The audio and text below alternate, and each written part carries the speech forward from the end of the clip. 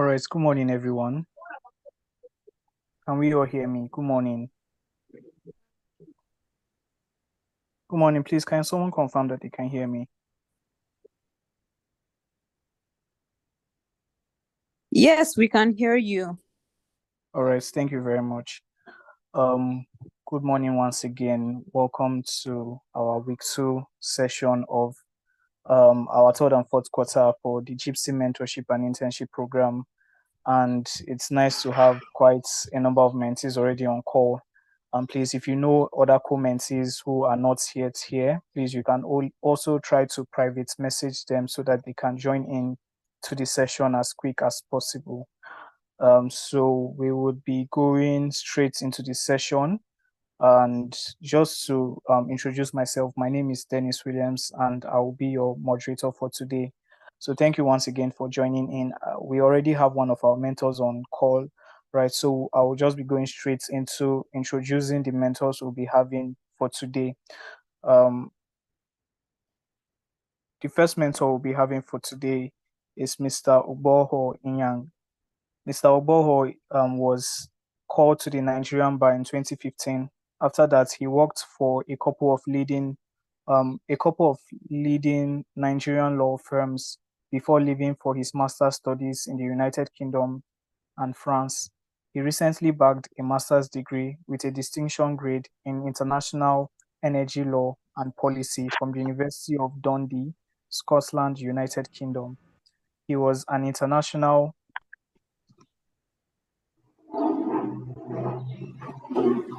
Okay. Sorry about that. I think I got the wrong flyer. But I will do well to look for the right one and try to introduce Mr. Ubo. Sorry about that mistake. I'll be rectifying that now as soon as possible. So just moving on. Our next mentor that we'll be having in today's session is Mr. Okeogene Ubehe. Mr. Okeogene is a top-tier oil, gas, and energy professional whose experience spans the upstream, midstream, and downstream sector. He is driven by academics, markets.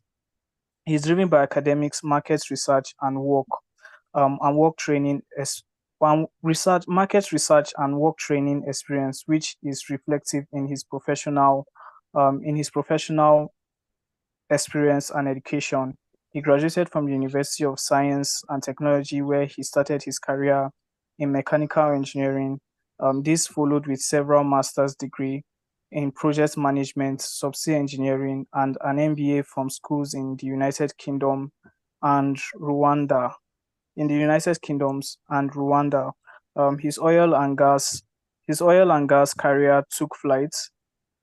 His oil and gas took flight when he joined Ceylon Subsea Limited as a subsea engineer and ROV pilot, working for upstream companies like Nigerian Petroleum Development Company and Total Energies. He then moved to. Sorry, I'm a little bit lost.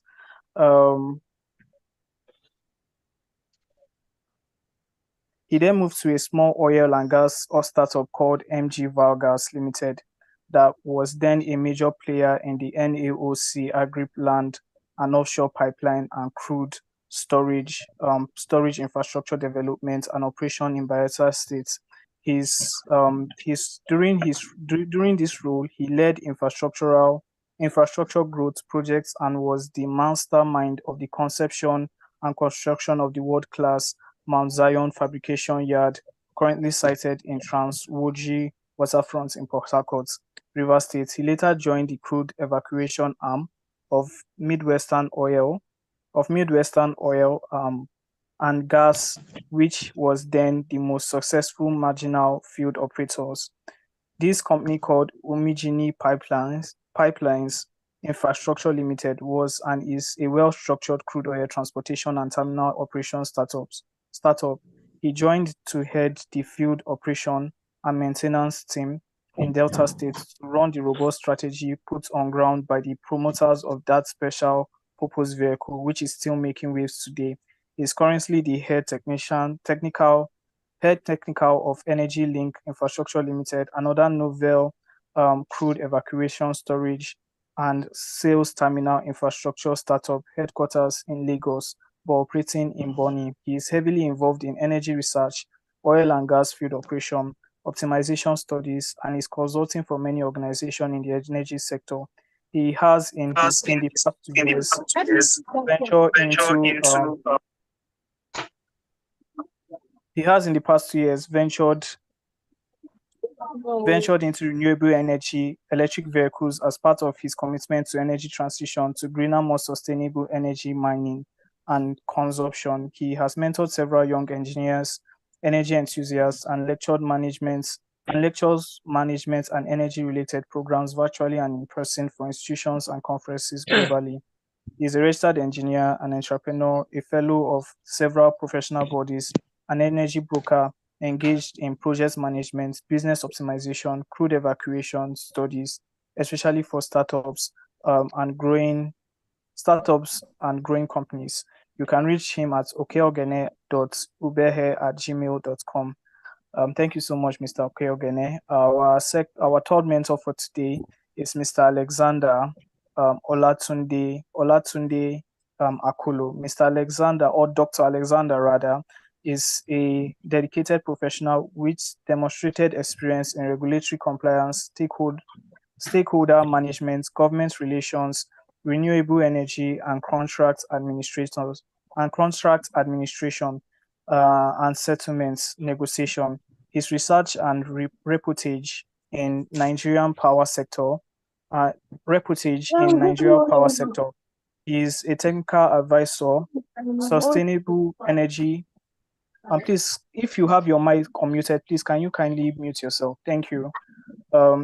Technical advisor, sustainable energy access, interconnected mini grid in the Nigerian Energy Support Program, which is co-founded by the European Union and Germany Federal Ministry of Economic Development and Cooperation, BMZ, and is jointly implemented by the German Agency for International Cooperation.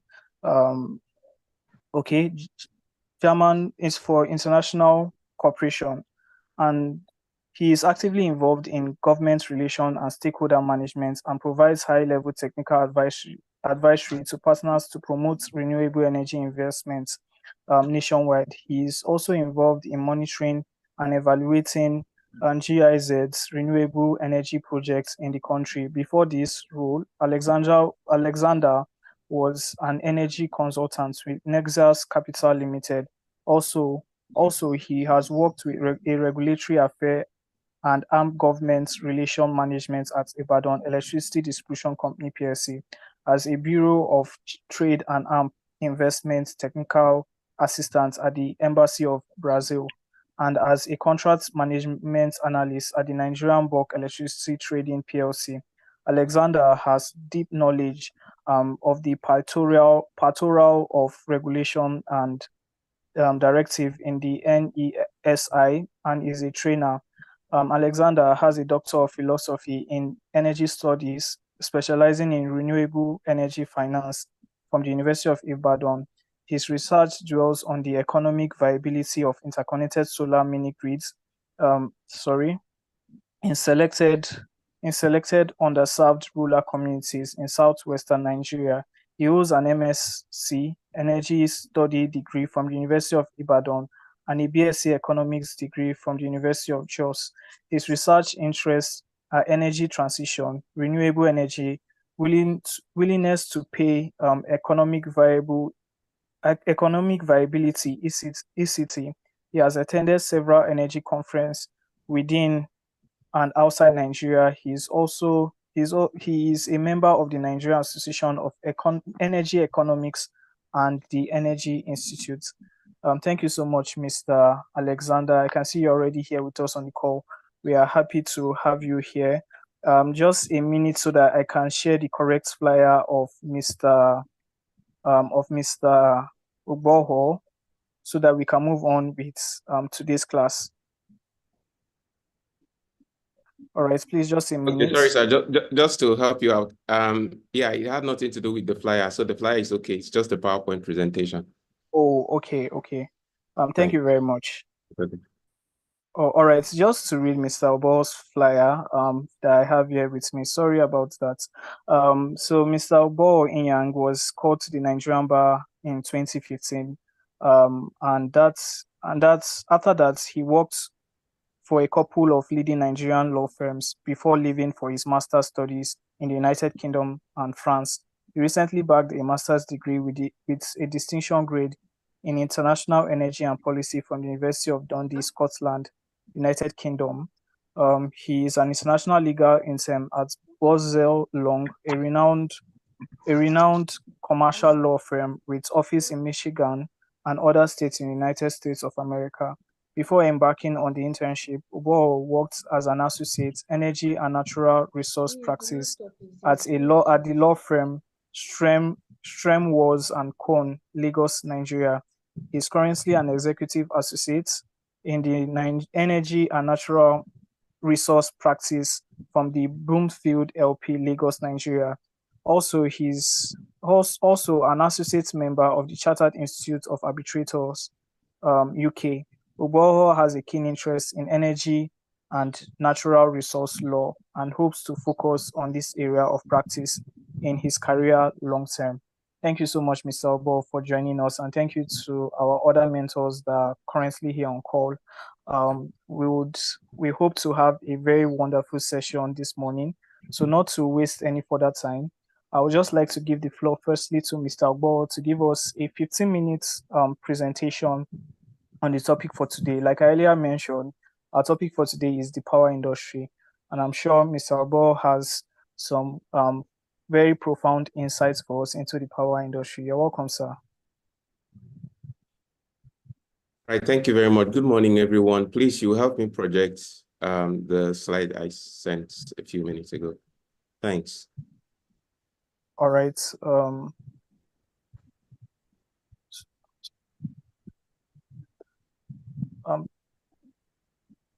Sir, please, can you kindly confirm if I'm sharing the right slide? Yeah, when you get to the outline, I will know. Just go to the next slide. Let me see.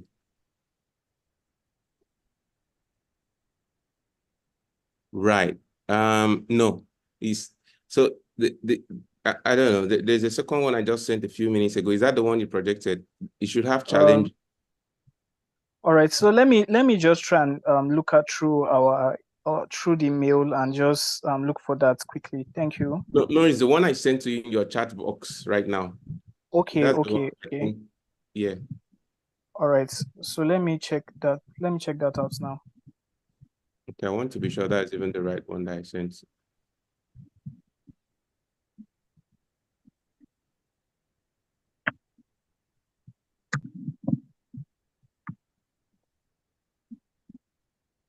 Okay, just a minute. I can see it already. I'm trying to open it.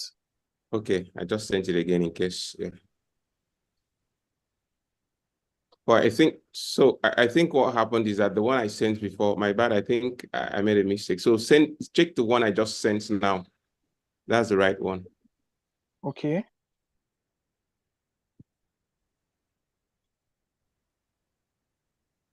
Just a minute. It's still loading. I'll be opening it right away. Okay, let's hope it's the right one.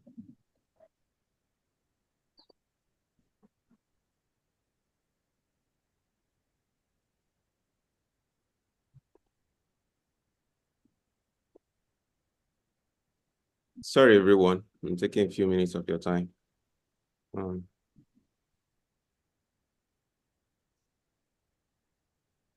Oh shoot. Is this it, sir? Nah, I don't know what this issue is. No, it's not. Okay, so what I'll do is that maybe maybe I will share from my screen, but because of the system I'm using, please take that one off. I copied this and I Okay. sent. I don't know why it's giving these issues. Okay, please let me send it again to you now. All right, no problem, sir.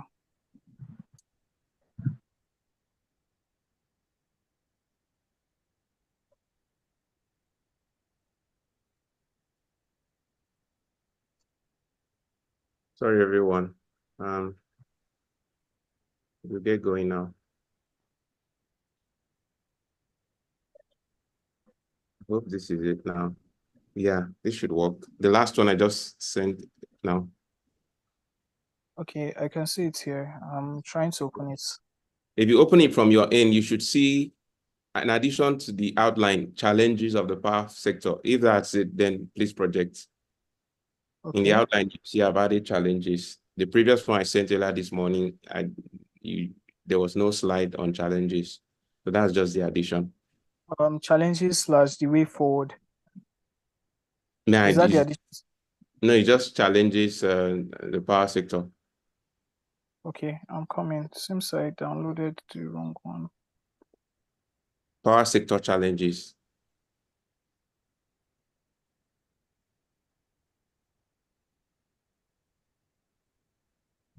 Yes, okay, I have it now. Let me share the screen. Thank you, sir.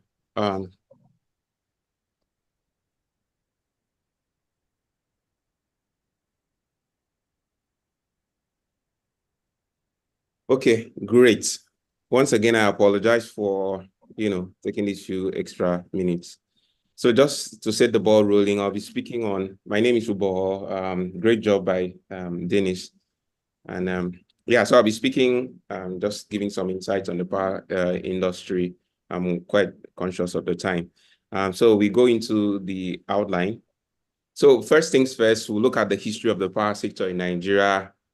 We'll have a brief look on the regulatory framework. We'll, highlight the licensing regime and the contractual regime. We just look at the typical contract involved in power-related transactions, and we look at the challenges of the power sector generally here in Nigeria. So having said that, please, the next slide. Let's look at the history, the historicals. Historically, electricity generation, or what we call the Nigerian power industry, or you'd also call the Nigerian electricity supply industry, NESI. It all started circa 1896 when the first generation plants, I think it was about, it generated about 30 kW, kilowatts of electricity, was installed, I think somewhere, I think was that maybe Lagos or so. Then that signaled the electricity generation and obviously led to the whole development of the power sector in Nigeria. And that snowballed subsequently. Years came and passed. Much of the generation activities happened in Lagos, obviously because coal was the in thing, Jos, Enugu. So the first electricity utility company, that is the Nigerian Electricity Supply Company, was established in 1929. Further to that, at some point, a bit of activities here and there in Lagos, like I said, Jos, Enugu, and most so the generation was mostly coal sourced. Then we had the Electricity Corporation of Nigeria, ECN, established in 1951, and the Niger Dam Authority, NDA. So the Niger Dam Authority, basically, they were set up to take care of dam development around the river areas. That's when we had the Kainji dams, the Shiroro, and all those dams used to generate hydroelectric power. So at some point, they merged these two companies, the Electricity Corporation of Nigeria, which was in charge of electricity regulation. So they merged them together with the Niger Dam Authority, because the dam authority, the dams that they were maintaining, were used for electricity generation, of course. So they were now merged under a Decree 24 in 1972, and that became NEPA, what a lot of us, got to know, the Nigerian Electric Power Authority. NEPA was an integrated company, monopolistic entity in charge of both generation, transmission, distribution of power. So it was a whole behemoth of an entity where they handled everything. Obviously, efficiency was a challenge. So at some point in 2001, under the new democratic dispensation, the Fourth Republic, some discussions and amendments of the existing regulatory framework came into play. And so in pursuit of the needed reforms, the government set up the National Electric Power Policy, NEPP, in 2001, which objective was to see to the privatization of the sector. Mind you, NEPA was a fully government-owned entity, fully integrated. Efficiency was a challenge. So with that, under the NEPP, that brought about the enactment of the now repealed Electric Power Sector Reform Act. That is the EPSR Act. The EPSR Act was enacted in 2005. So under the EPSR, we now had an unbundling of the market. So we now said, okay, government now said NEPA, now the roles will now be, instead of it being owned by a fully owned by government, let us try to privatize. But first, they set up a transitioning entity known as the Power Holding Company of Nigeria. By the name, you understand that NEPA just, transferred its assets, liabilities to the PHCN to hold while the privatization was going on. So PHCN now, as a transitional entity, inherited 18 successor companies from NEPA. Then in 2013 or 2014, thereabout, we had a fully privatized system where all of the 18 companies were now privatized into different entities as we have them now. So that amounted to, I think we have, how many discos do we have now? I think 6 discos, 6 or more. Then we have GENCOs,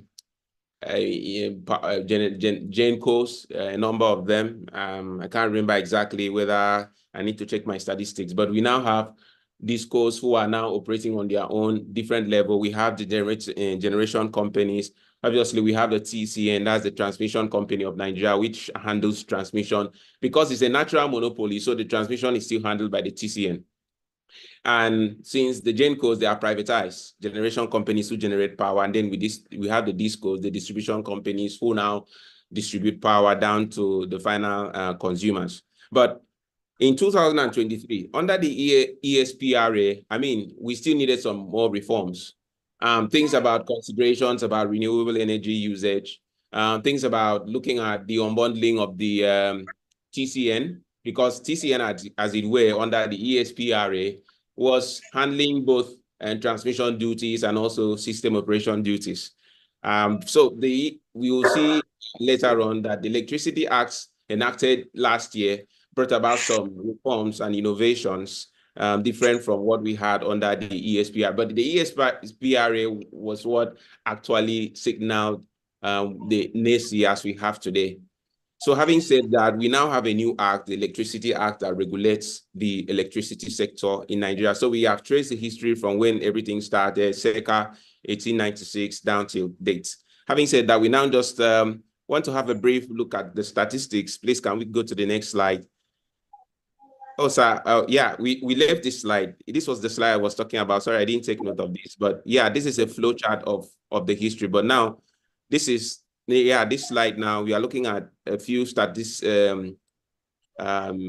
numbers of what we have now. So, just numbers, to throw the numbers out there. We have about more than 70% of power generation comes from gas.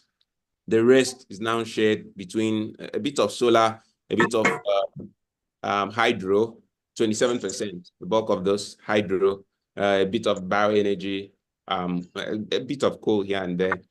We have installed generation capacity of about 14,000 megawatts. But the actual installed capacity is different from available capacity. So the installed capacity, that's the capacity that the generation companies are able to generate. Like they have this power sitting within them. But the actual power that is available, that is now wheeled through our transmission systems down to what gets to final consumers through the DISCOs rallies around 4,000 megawatts. So you see that there's an issue which we'll get to discuss as part of the challenges. In terms of transmission, I think the transmission facilities right now is able to wheel about 8,000 megawatts, average about that. In terms of demand capacity records, the last stats I looked at, I think ideally the Nigerian electricity demand, if we were to have stable electric supply, the demand should rally around what the customers really need, the consumers need now is about to have stable electricity is about 30,000 megawatts. But we have only about 14,000 installed, and we only have about 4,000 available to the consumers out of about 30,000 that we need for stable power. So you see part of the reason for us not having stable power is inadequate supply and capacity. But we look at all of this later. Having said that, let us look at the regulatory framework. Please, let's go to the next slide, the next one. The regulatory framework, we've discussed about the fact that, yes, we had before now, we had the Nigerian Electric, the ESPRA, the electricity sector power, electricity sector, electricity supply, what am I even saying? ESPRA acts, I mixed things up there. So that act was enacted in 2005, Electric Power Sector Reform Act, 2005. But like you said, that has been repealed as at 2023. With the Electricity Act now on ground, let us just see as a primarily regulatory framework, we are going to see a bit of what the Electricity Act brings to the table. But having said that, under the Electric Power Sector Reform Act, EPSRA, we had the NEC, which was established under that act. By virtue of that act, the Nigerian Electricity Regulatory Commission, NEC, is the principal regulatory commission that regulates or administers everything electricity here in Nigeria. So just to let you know about that, it has still been maintained under the Electricity Act. So having said that, let's look at the innovations or the new provisions introduced under the Electricity Act. Please, let's go to the next slide. I hope I still have some minutes left. Next slide, please. Yeah, so yes, so the Electricity Act introduces a competitive electricity market in the sense that now the Electricity Act preaches the fact that states can now have their own electricity market. States can now set up their own electricity regulatory board. However, the regulation of electricity generation, supply, or distribution in a state must only apply to power distributed within the state. For electricity that is distributed across state lines, then the NEC will still be in charge, just so that we know the differences. Yes, now states can now regulate their own electricity supply and all of those. Like we have now, some states have started, Enugu. I think, yeah, we are working with some states as well, who are also coming up with some legislations to carve out their own electricity regulatory space. However, with regards to interstate supply of electricity, that is across states, that will be out of regulation of this state. It will now be under the regulation of NEC. So having said that, there is now a more competitive electricity market. It also says that a license, there would be a separation of the functions of the independent system operator from that of the transmission company, TCN. Before now, TCN handled both system operations and also transmission. But now, the act said that the NEC, subject to the order of the NEC, the Transmission Company of Nigeria would sit out that operation aspects that they used to handle and to a new company that is to be incorporated. I think that order was issued around May, and the whole incorporation was to take effect, I think, August 31st. So we believe by now, hopefully, by September, we should see a different company now, an independent system operator, separate from the TCN. So the TCN will only be handling transmission. And also the centralization of regulation to states and the creation of state electricity markets. Like we said, under the Electricity Act now, states can now have their own market, unlike before where we had just one NEC regulating across states. within and across states. But now NEC can only be involved with regards to electricity supply interstate, not within states. So long as those states have come up with their own regulatory framework. But if they have not done that, NEC will continue to supervise and administer and regulate electricity supply within their own market. It encourages the generation and utilization of electricity from renewable energy. Like I said, under the previous act, the EPSRA, we did not have so much conversation around generation and utilization of electricity from renewable energy. But under the Electricity Act, there's an encouragement under the Act, specifically, it even states somewhere, I think in Section 72 or so, where it says that even the licenses that will be issued, the NEC has the power to subject it to requirements or obligations to utilize or generate electricity, some part from renewable energy. So you see, we are getting there as part of the energy transition discourse. Introduction of National Integrated Electricity Policy and Strategic Implementation Plan. I think it's stated there in the Act, there was a time frame. The last time I checked, I think the minister, there's actually a report that has been submitted to the minister, this JIIPCC. This JIIPCC is more of a plan that will project going forward, what we are going to do as a nation within a specific period of, obviously it's going to be reviewed time after time. So it's more like an action plan that will define in specific terms or projections on how we are to grow, the things we are to do as a nation.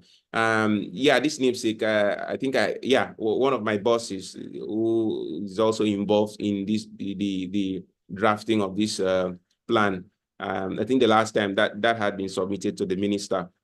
So we also had under the Electricity Act, there's the establishment of the National Hydroelectric Power Producing Areas Development Commission. So basically, under this commission, communities who host communities of dams, hydroelectric power dams, like the Shiro, the Kainji dams, they are now entitled to a certain percentage of funding contribution from the generation companies. I can't remember the percentage right now, but it's just to help with regards to the development of the community hosting our dams that are used for generation of electricity. That being said, please, can we progress to the next slide? I hope I still have a few minutes. Licensing regime. So we have looked at the historicals, we've looked at the regulatory framework, you've established the fact that we now have the Electricity Act. Obviously, in addition to the Electricity Act, there are several orders introduced, issued by NEC. Remember, NEC is the sole or primary regulatory authority over electricity, the NESI, that's the electricity supply industry in Nigeria. So we have several orders that also help in regulating the system. Then we go to the licensing regime. The licensing regime, please, yeah. So we have about, I forgot to also add, so I mean, the Electricity Act now introduced an extra layer of licensing. So you see, we now have generation license, we have transmission license, distribution license, you have the supply license, trading license, and system operation license. So before, because the TCN and the system operation, the TCN acted both as the transmission authority and also as the system operator. These two licenses were issued to them, but now broken down. So once the system operator has been incorporated, the system operation license will be handed to that company separately, while the transmission company will handle just the transmission license. The generation license, of course, will be issued, is to be issued. All of these licenses are issued by NEC. What does the generation license do? Basically, like this, the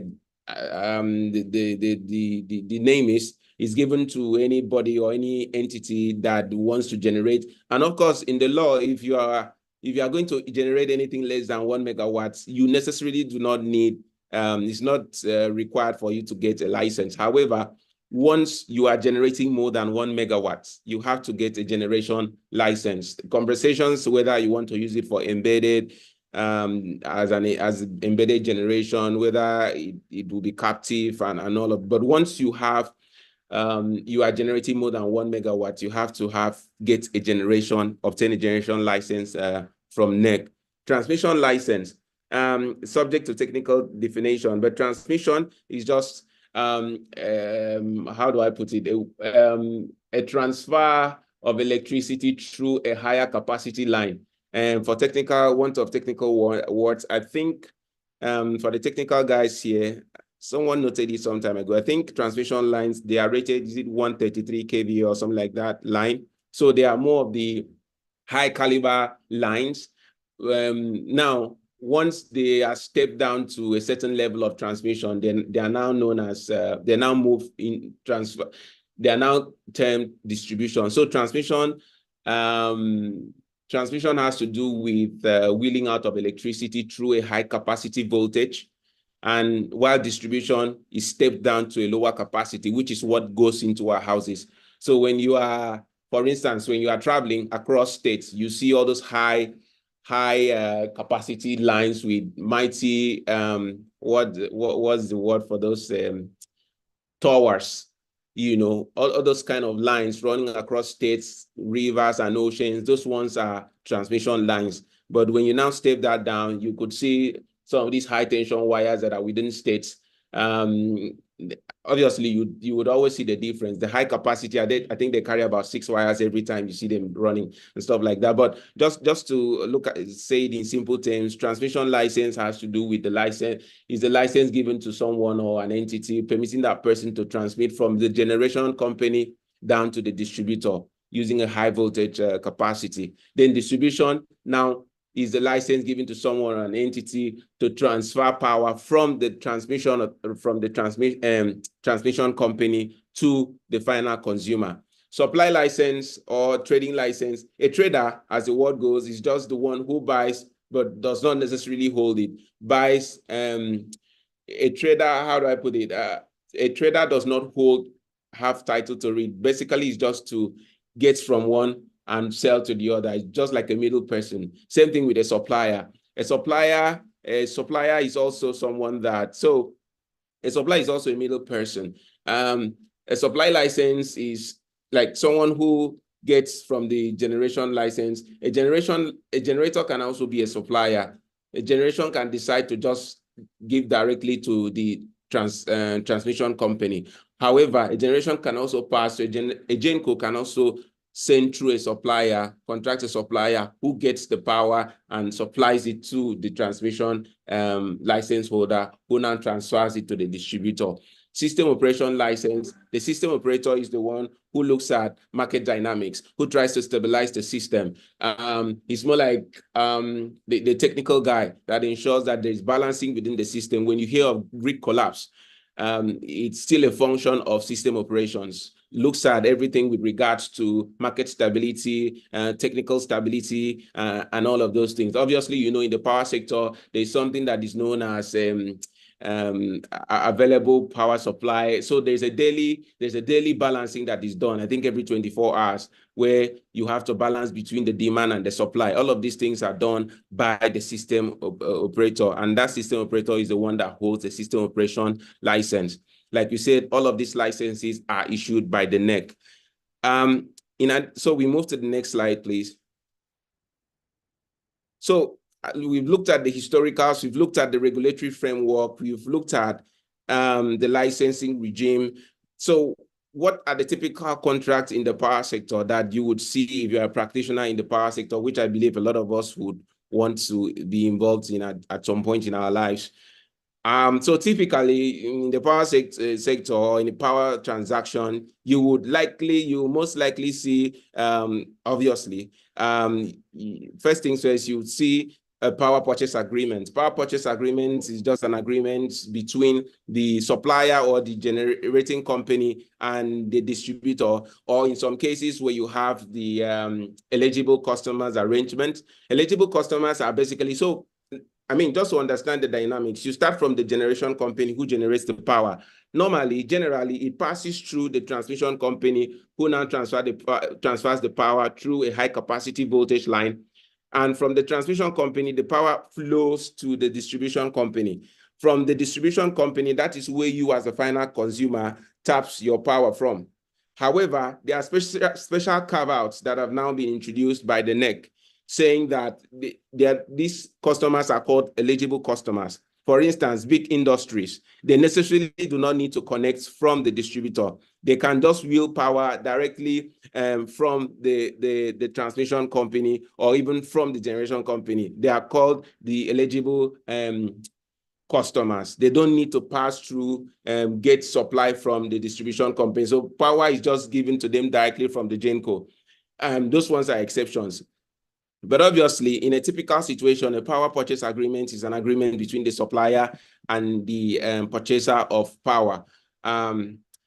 So in a power purchase agreement, you have considerations whether or not it should be a take or pay arrangement, it should be a take and pay. Take or pay is basically a technical term or an arrangement where the supplier, the purchaser of the power must take the power, deliver the contracted capacity, delivered from the generation company to the distributor. So if they are contracted 30 megawatts to be delivered every day, for instance, take or pay says that whether you like it or leave it, if I as a GenCo fulfill my own side of the bargain and I transfer 30 megawatts or deliver 30 megawatts to you as the consumer or the purchaser, you have to take it or you pay me my money. Like if you say you are not ready to take it, that's your problem, but you have to give me my money. It allows for stability in the system. The other side of the arrangement is what is called take and pay. So remember, the first one is take or pay, which gives the purchaser no option, but either to take the power supplied, delivered, or if you don't have capacity to take, you pay. The other side is take and pay. Take and pay says, as a supplier, if I as a GenCo, we are contracted to be delivering 30 megawatts to you. If I as a GenCo sends 30 megawatts to you as the purchaser, you might choose not to take it. It's only the ones that you take that you will pay. So that leaves me as a GenCo under serious risk. Because if I send to you and you say you don't have the capacity today to take, it means that my power lies fallow. I can't. What if I don't have someone to buy? Remember, I spent money to generate the power. So under the new bilateral arrangement, actually, NEC is trying to encourage take or pay arrangement because it allows for stability. But I mean, let's not go into all the conversations about that. So we've talked about a typical power transaction. You see power purchase agreements. If it is a thermal, if it is a thermal supply generated from thermal source from gas, then you typically see, which is what we have for the most part, like we said, about 70% of our power is generated through gas. So the gas that is used as the feedstock for the generation of the electricity, obviously is going to be gotten from somewhere. And obviously, we are going to talk of the gas production companies, producing companies. That's, we talk of the upstream operators in the oil and gas industry. So there would be an agreement between the gas producer and the generation company. In that sense, it is under what is called the gas sale and or purchase agreement, GSA, or the gas sale and aggregation agreement. The difference between the gas sale agreement and the gas sale and aggregation agreement is, so for the gas sale agreement, it's a bilateral arrangement where the gas, sorry, is someone saying something? Where the gas aggregation company is not involved. So we have, this is gas. Well, okay, so we have a gas aggregation company of Nigeria, which helps in aggregating the supply of power to of gas to the domestic industry. This is an arrangement that was made by the government to ensure adequate supply of gas to the domestic industry. You know, before now, gas suppliers, they would typically want to export gas because they earn more money from exporting. But in order for government to ensure that there is adequate supply of gas to the domestic industry, there's now what we call the demand, the DCDO, the domestic, the domestic gas demand obligation. Under the domestic gas demand obligation, it means that now a certain percentage is now imposed, an obligation is now imposed on gas producers in Nigeria that they must dedicate a certain percentage of their gas produced to the domestic industry in Nigeria. So drawn from that, there's a gas aggregation company that was established in order to ensure that there's an aggregation of all these domestic supplies by producers going to the relevant purchasers, or what we call the strategic industries, which power sector is involved. So when the gas is supplied through the gas aggregation company of Nigeria, they will use the gas sale and aggregation agreement. In that sense, it's going to involve both the purchaser, the supplier, and the gas aggregator, because the gas aggregator is like the middle person who helps to aggregate the demand from the purchaser and the supply from the buyer. I mean, that could be a bit complicated, but so generally, just understand it to mean that a gas purchase agreement is just the arrangement that allows for the supply of feedstock gas for the GenCos who are operating using thermal energy. So there would be that supply on that end between the gas supplier and the electricity generation company in order to provide them with the feedstock for generation of the electricity. That is for thermal. Now, we also have transmission use of system agreement and distribution use of system agreement. Just understand this to mean an arrangement which allows, let's say, for instance, the distribution company has to connect into the transmission facility of the transmission company. So there must be an arrangement known as the transmission use of system agreement. Simple, it just says that with this agreement, I, as a transmission company, allows you as a distribution company to tap through, get source power through my wires. Same thing with distribution use of system agreements. So just look at it this way. If an eligible customer, remember we talked about the concept of eligible customer. Typically, an eligible customer is the one that does not need to draw power from a disco. So an eligible customer can now say, look, I want to get my power because I'm qualified as an eligible customer. I get a lot of power, so I don't need to go through disco. I don't need to tap like a normal customer. The eligible customer goes to say, look, Genco, give me power directly. In that case, remember that the eligible customer has to still have a transmission and a distribution means. How, if the eligible customer does not have its own distribution network, it will still need to get the power supplied to it directly from the Genco through a network. So if it is an established network, an existing distribution network, the eligible customer has to connect through somebody's wires. To connect through that person's wires, that's the disco, they will still need to enter into an agreement, which is called the distribution use of system agreement. So in a typical power transaction, you would see these types of contracts depending on the scenario, but be very sure you see a power purchase agreement.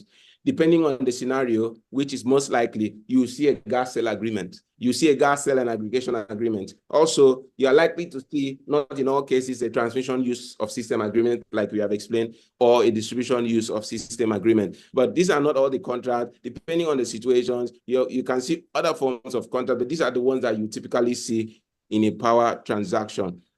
Now, we have discussed all of this. We've seen that Nigeria has grown from where it all started in late 19th century down to today.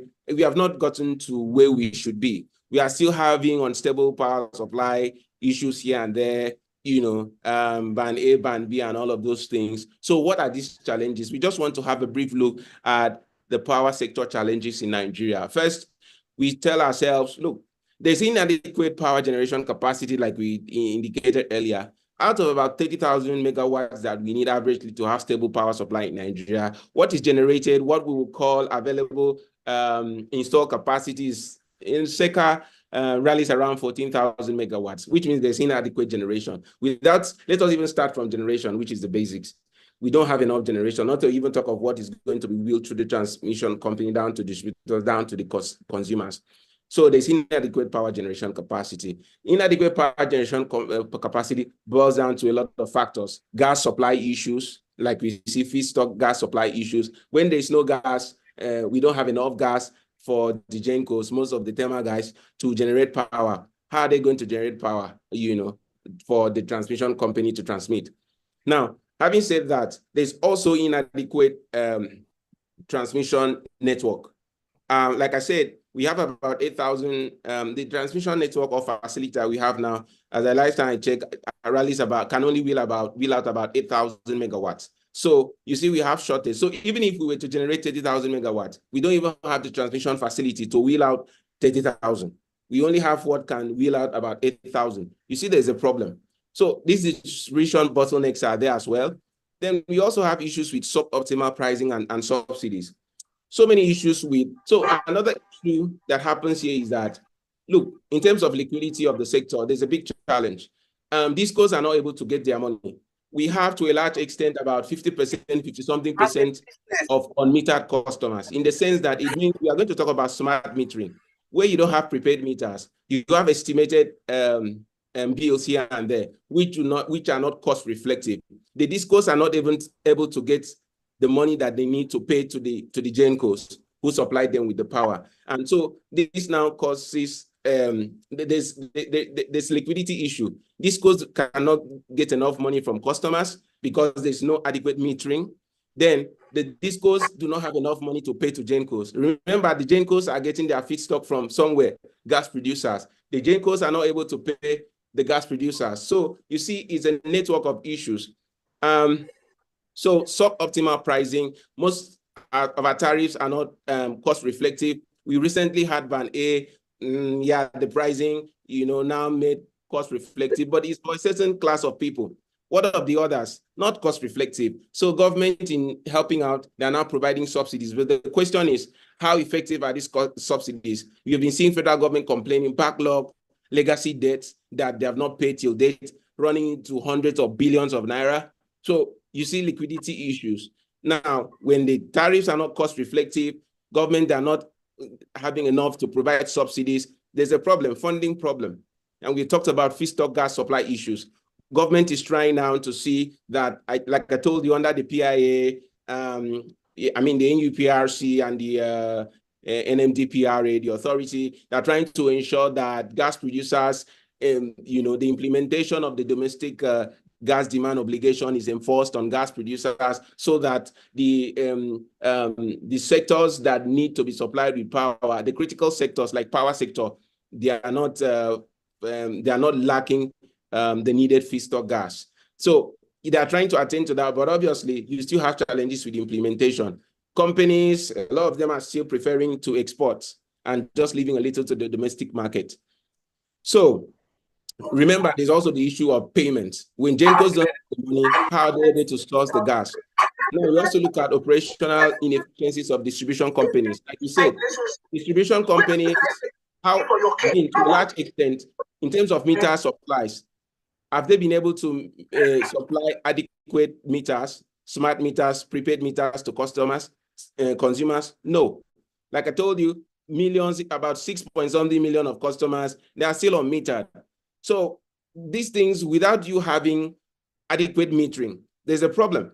And with this, it boils down to inefficient distribution network. So the discos are not also on the top of their game. Regulatory uncertainties and policy inconsistencies. Today, you are having a cost-reflective, a deregulated metering supply system. Tomorrow, you are coming up with a subsidized metering. You are saying, oh, meters should be available to customers.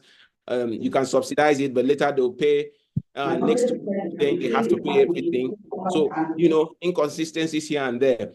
I mean, we see that, yeah, there are challenges, but are we saying that with all of these challenges, there is no way forward?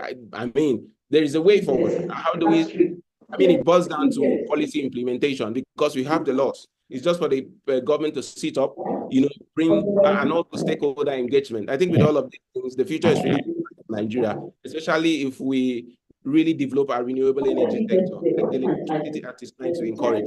But are we yet there? No. Can we get there? Hopefully, if all hands are really on deck. And for people like you, my listeners who might be interested in the energy sector, this provides you an opportunity to come in as a practitioner and bring the necessary change and address these challenges. So yeah, thank you. If you have questions, please, the floor is yours. Thanks. We don't have time. Okay, but we're going to talk about the project. All right, thank you so much, Mr. Paul, for that wonderful presentation. You were able to, in the time that you have. Yeah. Okay. And you will then. Okay, sorry about the noise in the background. So, Mr. Ubo, in the time that he had the opportunity, or gave the opportunity to just highlights almost everything in the context of the power industry. But we know that, there are still areas that he did not specifically talk about. And thank God for the research that, the mentees are able to do. So please, if you have questions, you can save your questions ahead for the question and answer segment. But before we take question and answers, we have Mr. Alexander Akolo on call here with us. Thank you so much, sir, for joining in. Please, sir, I would like to give you 15 to 20 minutes, sir, to also hear from you on your presentation for the topic for today, the power industry. You're welcome, sir. Okay, thank you. Can you see my screen? Yes, sir, we can. Okay, great.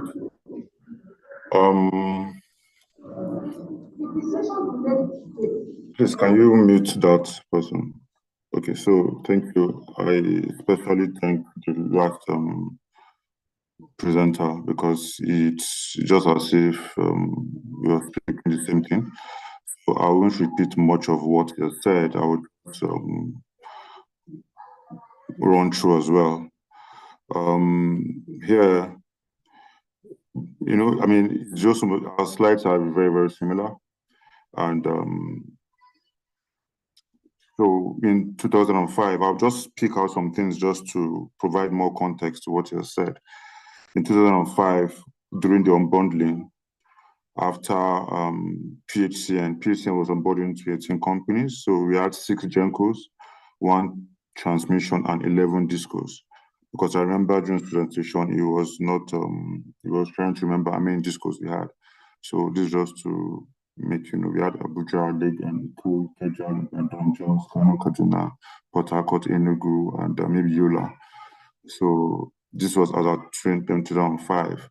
But right now, we also have another disco called Aba Power Limited Electric. And it's owned by former Minister of Power, Professor Batinaji, which is a sister company to Geometric Power. So he has already said most of what we think, the regulatory framework. As he said, the Electricity Act repealed the ESPRA 2005, and Electricity Act was assented to by the President in June last year. And but just before that, former President Buhari amended the 1999 Constitution concurrent list, which allows states to make laws regarding generation, transmission, distribution in areas covered by the state. So for the mentees, just know, I mean, you must have heard him say ESPRA a lot of times, Electricity Act. So the Electricity Act is the Bible of the power sector. It's the foundation, it's the Bible or the Quran of the Nigerian power sector. Everything you want to do is embedded or built on or derived from the Electricity Act. Before it was the ESPRA, but now it's the Electricity Act 2023. So the Electricity Act established NEC in section 33. Remember, he mentioned NERC several times. So it's the Electricity Act that established the NEC, which has its headquarters in Abuja. It is supposed to be an independent body charged with the responsibility of technical and economic regulation for the power sector. In section 34, the functions and powers of NEC are clearly stated. And I'll just summarize. They're mostly on making sure that customers are not cheated, fairness and equity. Because if you leave it to the discos, when I was in disco, I realized that we normally send power mostly to areas where they could pay, and you cannot blame them. It's because the market is a heavily regulated market. But besides that, you need money. Back then, so I didn't understand it until I joined the disco. At NBET, you always invoice the discos, and the discos will only pay about 27% of their invoice in that month. It was very frustrating, but when I joined the disco, I understood. So all these things are just interrelated. I'm sure some of the things I'm saying, you see how they relate to what the previous presenter has also spoken about. Areas where there are no meters, we don't want to send more electricity there because of the ATC&C losses. They are very high. ATC&C means aggregate technical, commercial, and collection losses. The truth is, this presentation I'm even making now is normally a presentation we make for a whole day when I'm training people. So 15 minutes, so it's just like a crash course. I'm sure you understand that. You cannot understand everything. You might have to go and do some of your own reading on your own, go and find out what ATC&C losses mean. So that's just so. NERC also gives out issues, regulations, orders to the DISCOs, to the GENCOs, to NBET, and everybody in charge of licensing, making sure there's equity and fairness, making sure that customers like myself and yourself are heard. As I said, they protect customer rights, they issue licenses, they make laws, they monitor and sanction people that default. There's a case of a generation company, without getting a generation license, sorry, I take that back. A company without getting generation license began to generate, and NEC had to sanction them. So, because you have to get a license first. Anything above 1 megawatt any generation above 1 megawatt must get a license. Any generation less than 100 kilowatts, you register above 100 kilowatts, get a permit. Above 1 megawatt, you get a license. So yeah, just some of the functions of NEC. NEC does a lot of things, making sure that there's equity, fairness. They have the right to inspect the books. They have the right to enter anybody's premises to ensure that they are not flaunting the terms of their licenses as if they've got the one. Previous presenter already mentioned this, so I want to make another clarification. So the generation license excludes captive generation. Captive generation says, I'm sure most of us are captive generators. You have generators in your house. Once you have a generator, and you generate for your own self, and you're not selling to a third party, there is captive generation. Electricity transmission mostly deals with the TSP. So transmission, before now, the Transmission Company of Nigeria had 2 arms, some people say 3, where you have the TSP, transmission service provider, you have the market operator, and you have the system operator. The system operator is domiciled in Osogbo, the National Control Center in Osogbo, where they maintain the grid and ensure that there's no system collapse. I'm sure you must have heard of system collapse. So system collapse happens when there's no balance between dispatch, that is load, and frequency, right? So the way it works, these are some of the challenges are that we still use obsolete materials to do dispatch. You use walkie-talkies or phone calls or text messages when you're supposed to have a SCADA system which automatically does this balancing, but we have to be doing manually, making phone calls. Hey, Yongo, shut down. Azura, step up. Ibadan, take 50 megawatts. Or you understand? So it's still manually done, but that is the work of the system operator.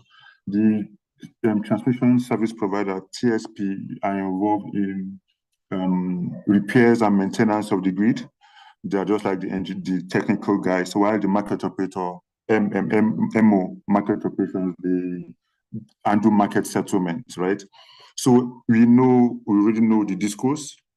I mentioned them already, electricity distribution. So what happened was, before now, the license given to the DISCOs had 2 licenses in one. They had electricity distribution and electricity supply embedded.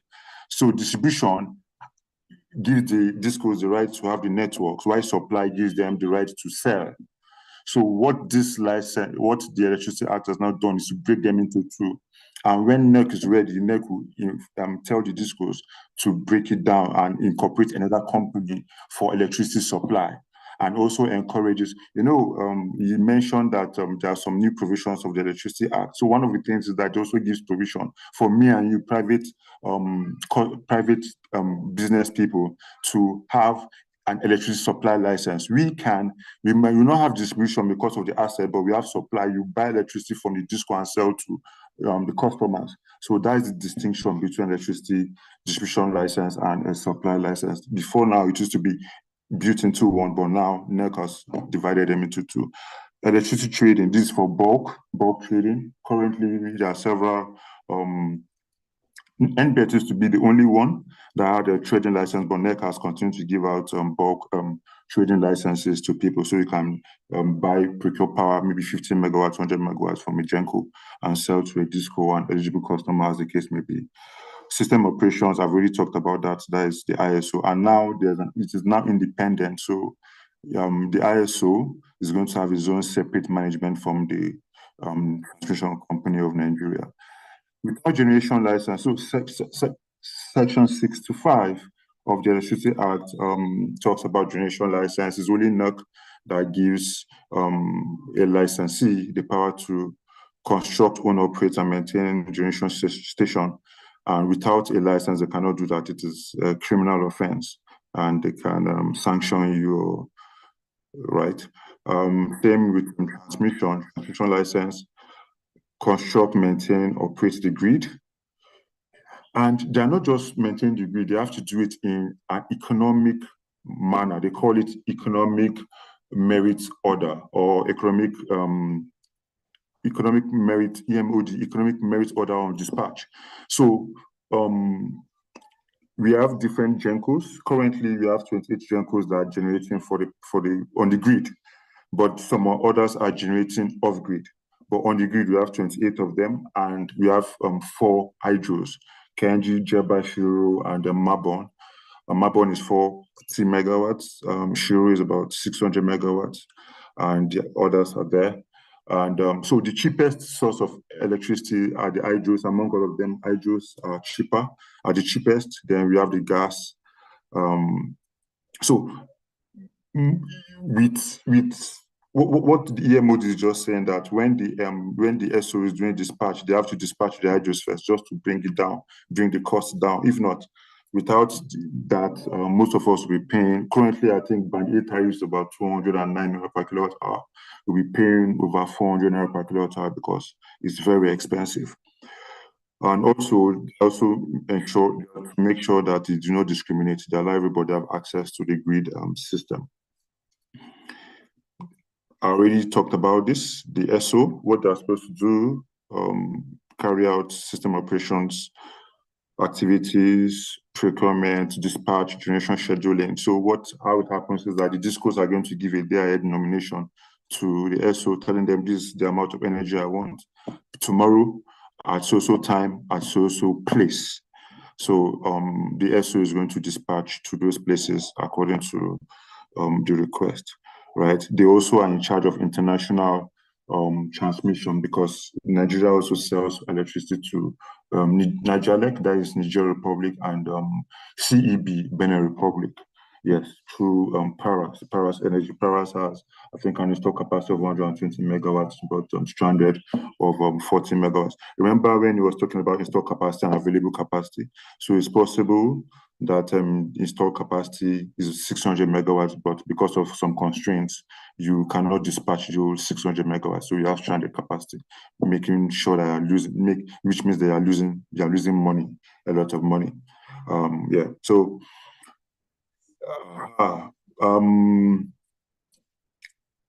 this is what a DISCO does.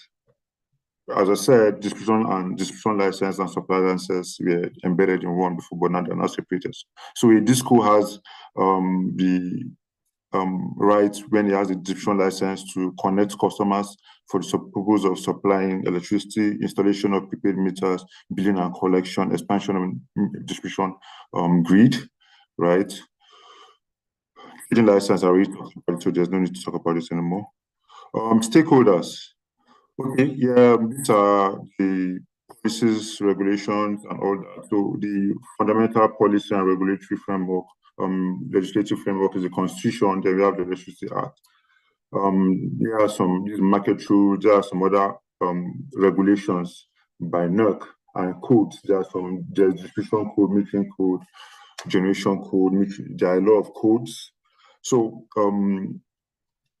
then also regulations for prepaid metering, embedded generation, just a lot of stuff, mini grid. This mini grid regulation has been updated. It's now mini grid. It's no more 2016. It's now mini 2023 or 2024. I think yes, January this year, but they named it 2023. Stakeholders, several of them, NBET, NERC, SOM, Mojenkos, Discos, gas companies, Ministry of Power, JCA, National Assembly. Because there's no time, I'm just rushing through this just so that I meet my 15-minute timeline. I don't like to, REA, customers like me and you, Central Bank gives loans. For metering, they first gave 231 billion sometime in 2023 or so. Then at that time, they gave 701 billion to the power sector.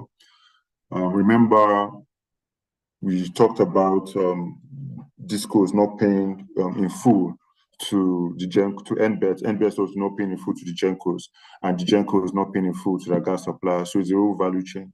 So the CBN gave a loan of 701 billion.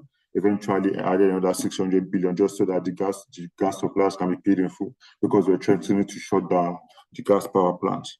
FCCPC also is doing something similar to what NEC is doing. State governments, remember, state governments have been included to make laws for power generation, and currently about 6 state governments. NEC has issued regulatory oversight to six state governments: Ondo, Edo, Oyo, Enugu, yes, I just step from Enugu. 2 other states, I can't remember, but other states are also in the process of designing their state electricity markets, setting up their regulatory authorities, setting up their state electricity boards, making their electricity policies and electricity laws. So NEMSA is in charge of standards, right? NEMCO, where we have tariff shortfalls, so NEMCO takes care of those tariff shortfalls. NAPTIN, training, they do training. FGM PowerCo, Siemens, the Siemens deal. FGM PowerCo is also doing a lot of infrastructure upgrades for the Discos and Transmission Company of Nigeria, TCN. Ministry of Environment issues right of way, and what do you call this document? ESIA, yes, ESIA, Environmental Social Impact Assessment. So these are some stakeholders in the power sector, right? Agreement, yeah, my colleague already mentioned some of them. GSA, that's gas supply agreement between the gas supplier and the Genco, gas sale and purchase agreement, SLA, shares sales agreement. So these are a lot of agreement, investment contract. A PPA, as I mentioned, is an agreement between the Genco and NBET, or the Genco and the off-taker. Our vesting contract currently as it exists is between NBET and the Discos, right? And there are a lot of provisions of these PPAs or vesting contracts. It's just to guide or govern how the trading is going to take place, procurement and the sale is going to take place. So what happens is that at NBET, the market operator issues a preliminary settlement statement and a final settlement statement to NBET and all the participants. NBET, being the bulk trader, computes this into the model and then shares the electricity according to the Discos, according to their load allocation. So I think Abuja is about 12%. So imagine the 11 Discos taking a portion of the electricity supply. Let's just say 4 megawatts, 4,000 megawatts.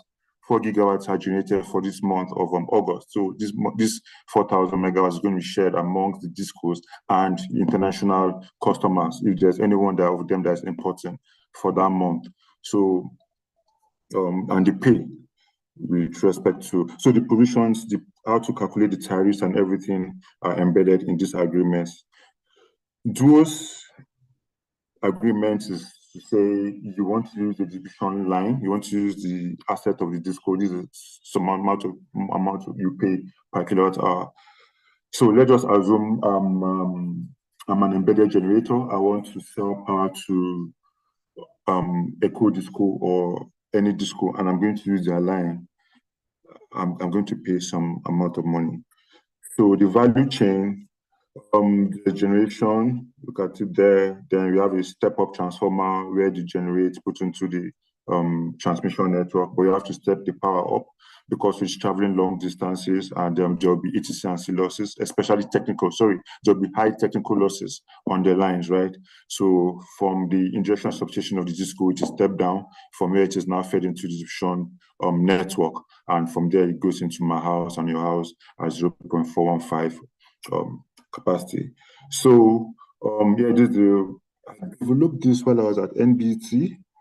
Yeah, so as at that time, the capacity in terms of as at that time, this would just provide some context to the challenges that have already been mentioned. So as at that time, installed capacity was 14,000 megawatts, but the transmission wheeling capacity was 4,500 megawatts. So we have a shortfall of 9,500 megawatts just useless and cannot be used, right?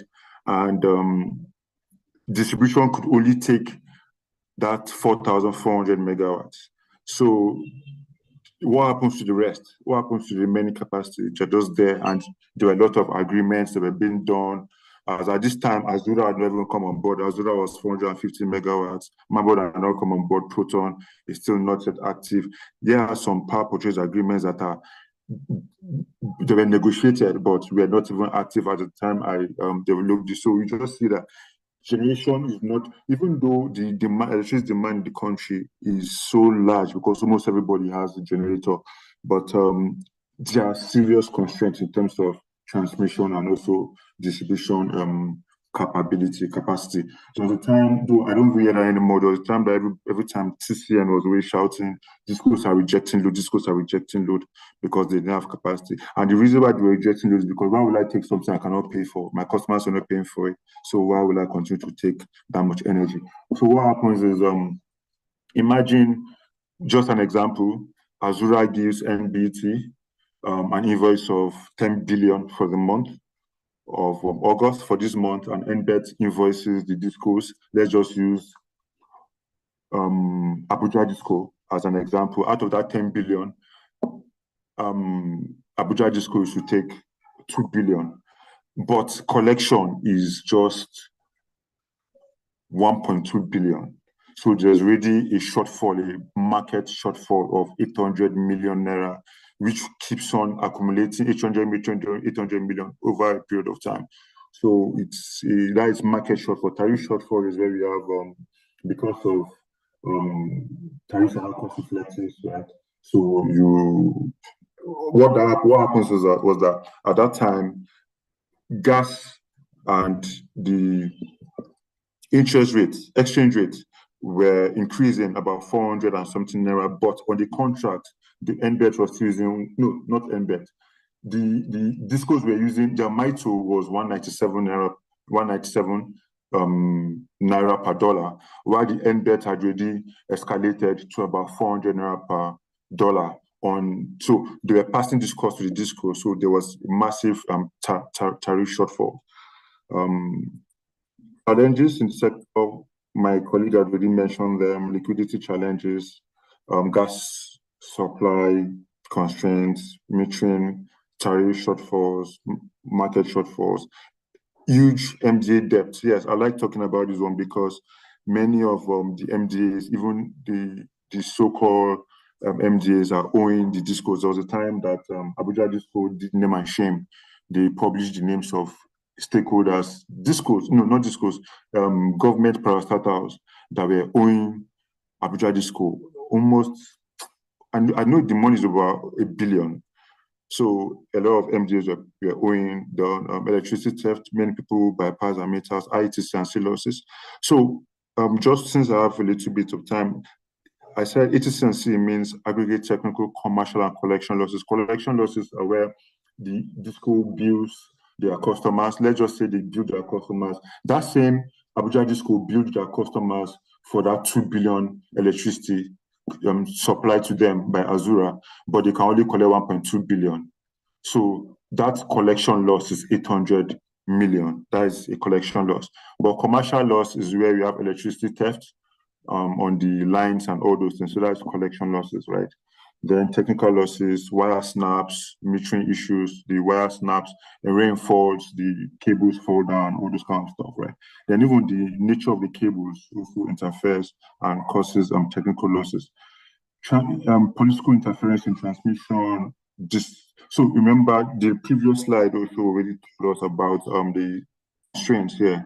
When you have capacity of 14,000 megawatts and you're seeing only available capacity of 4,500 megawatts on the transmission side, on disco side 4,400 megawatts. You see that's a huge problem. Sector governance issues, yes, regulatory issues, system collapses, outdated equipment, inadequate enumeration and data. Yes, this is a very, very big issue. The discos do not know the number of customers they have, the number of consumers. So back then at Ibadan Disco, our customers numbers were around 2.2 million, but we knew that the people that are consuming the electricity are more than 2.2 million. So that 2.2 million is customers, but consumers are actually way more. Somebody can be consuming but might not be a customer because it's stealing the energy. I'll just stop here for now. Thank you very much. Thank you for listening.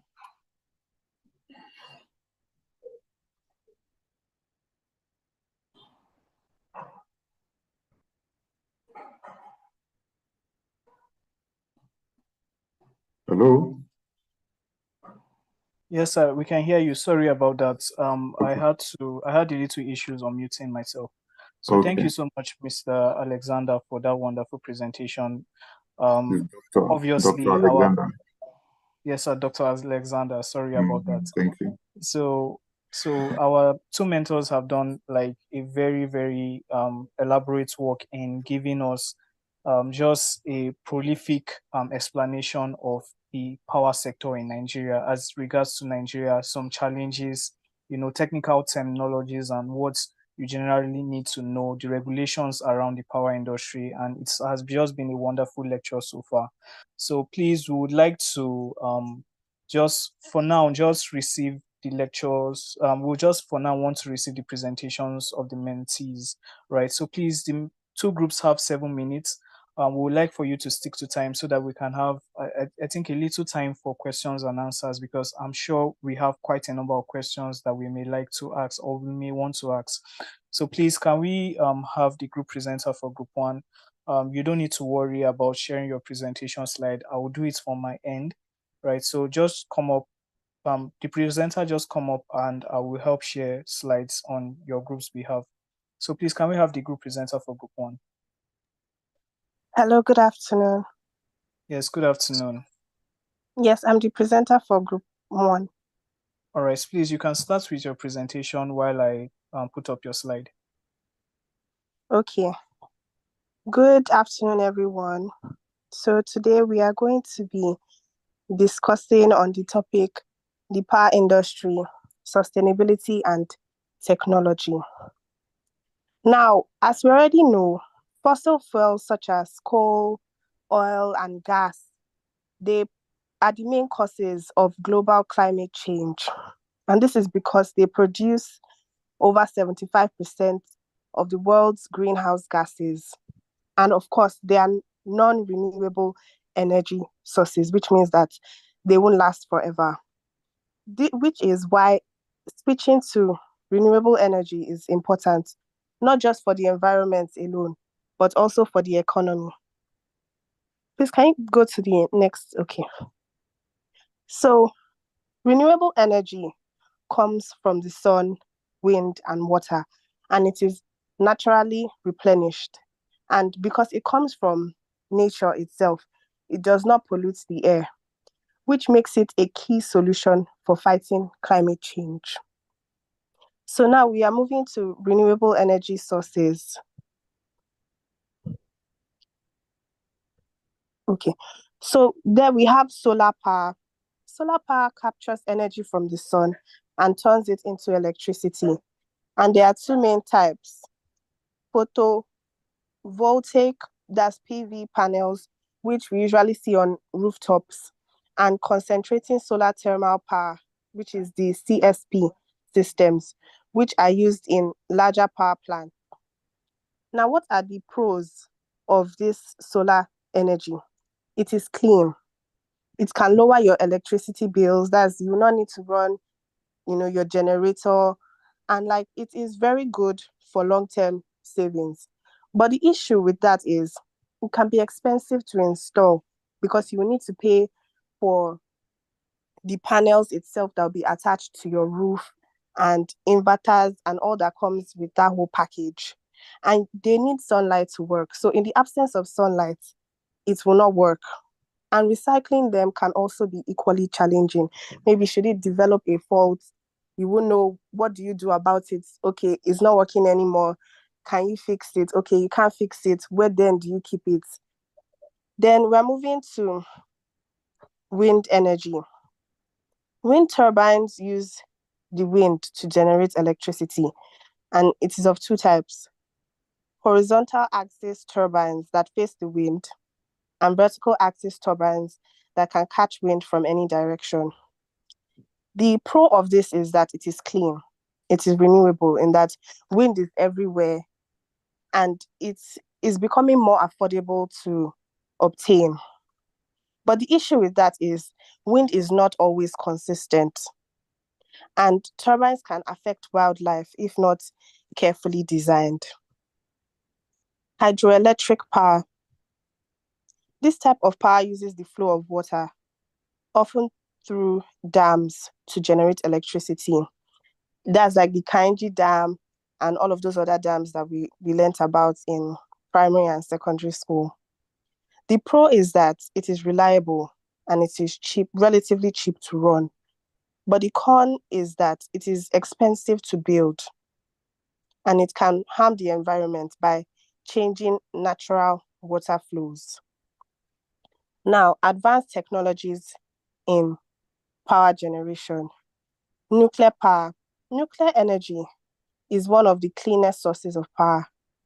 New technologies like small modular reactors, that's the SMRs, and nuclear fusion are making it safer and more efficient. Clean coal. This technology captures harmful emissions from burning coal, making it less damaging to the environment. Natural gas. New technologies like combined cycle gas turbines, that's the CCGT, and carbon capture are helping to make natural gas a cleaner option. In my own opinion, I believe that the energy industry has a long way to go, especially in Nigeria, in that we need to change the focus from the fossil fuels, which are the non-renewable energy sources, to the cleaner sources of energy. That's like the renewable sources, like the ones I've already mentioned, like water and the sun and all of that. So the power industry is also being updated to include more renewable energy, smarter grids, and better ways to store energy. These changes are important for fixing problems like old infrastructure, energy waste, and the negative impacts of the traditional power generation. In conclusion, the power industry, that's the energy industry, is at a turning point.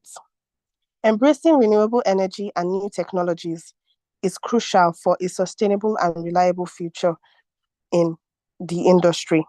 Moving towards renewable energy doesn't just help the environment, it also creates jobs and it also boosts the economy. Thank you.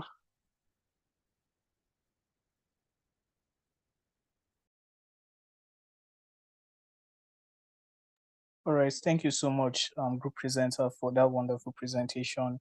You're able to have your presentation, make a presentation within the stipulated time frame, and I say well done to you and to your group members for putting up the presentation. I want to, before we move on to the next presentation, I would like to ask our mentors if they want to give feedback to this presentation before we move to the next presentation, or we should just take the two presentations before we get feedback.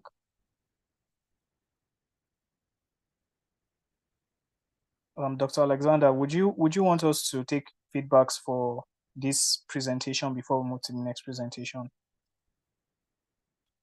What does my colleague think? I think it's better to do it one after the other, so that we do not. Yeah, let's do it one after the other. And my colleague start first. All right. So we'll start with Mr. Uboho. Please, sir, can you just give a little feedback to the presentation? I'm sure you received the presentation beforehand. So what were some of your thoughts, areas or knowledge gap you feel like based off the presentation that was made that Group 1 should either improve on or things you would like them to know? Sorry, please, can let my colleague go first? Give me a few seconds. I'm trying to access this document again here. All right. Okay, sir. Thank you. So Dr. Alexander, please, sir, can we have feedback from you, sir? I said Yang should go first. He now said I should go first. Okay, no problem. I will go first. Okay, give me a second. Let me close this door. My kids are making a lot of noise. Just give me a second.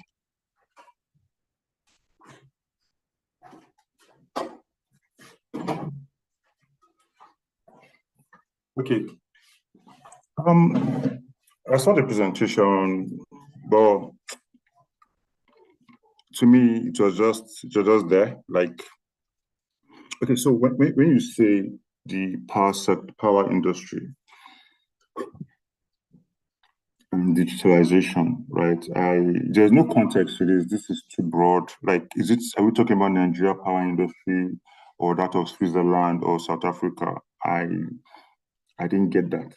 So there was no scope.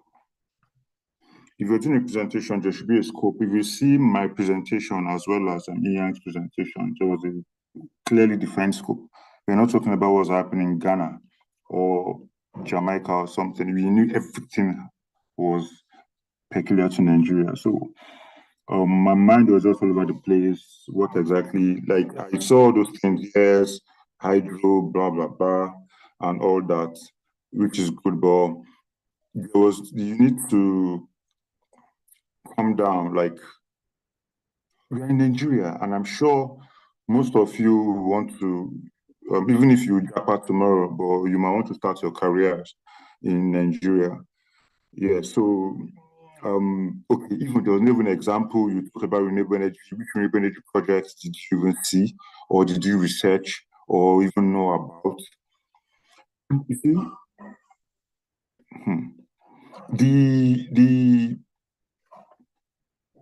I don't know if the assignment was to focus on renewables. I don't know, but again, in the sector, when we say power industry, we are talking. If you see my presentation as well as my colleagues' Ian's presentation, when we say power industry, we are talking about on grid. If you want to talk about renewables, that is a different renewable energy industry. That is a different industry. They are related, but they are not the same thing. So when you say power, you are talking on grid. And here, a lot of things I'm just saw on renewable energies, which are like, well, I'm hoping you get my point, right? So maybe there's a communication gap from the people that do the assignments or those ones that did the assignments, maybe they did not understand. But I just felt like domesticate it. When next you're giving this kind of presentation, domesticate it, put it down into a context so that people understand that, okay, whatever you're talking about is within Nigeria. There are no examples. How many, what are the solar projects that are in the country? You didn't even talk about those ones. Yeah, so that is just my comment. But overall, a wonderful attempt. Thank you. All right, thank you so much, Mr. or Dr. Alexander. Sorry, it's still taking me a while to get used to it, but thank you so much, sir. So please, we would like to have Mr. Inyang, his comments on the presentation. Okay, thank you, Doc. I mean, you finished the work there. Let me use that colloquially. Yes, good in terms of presentation, the presenter did a good job. I was able to, I mean, she wasn't just reading, at least with regards to presentation. That was a good attempt. Well done.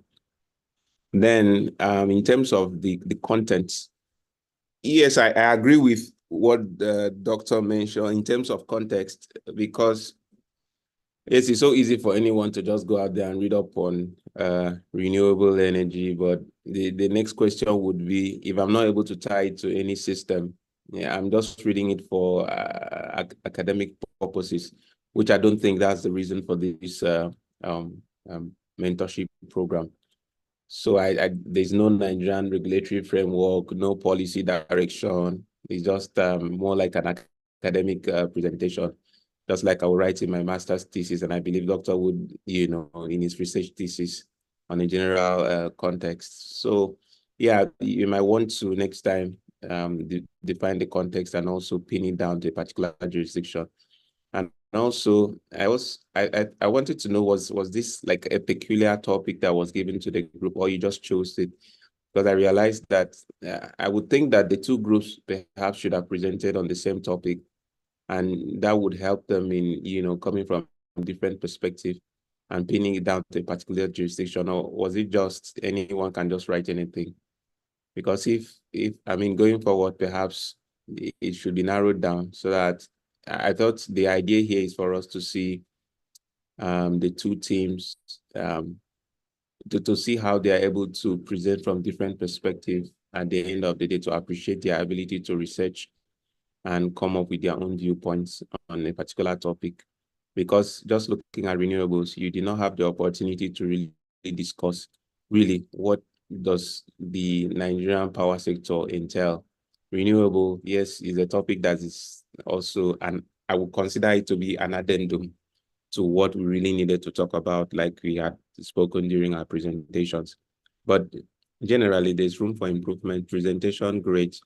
Content, the research in terms of a general scope, it's fine. But please, next time you want to consider the scope and narrow down your conversation. Thank you. All right, thank you very much, sir.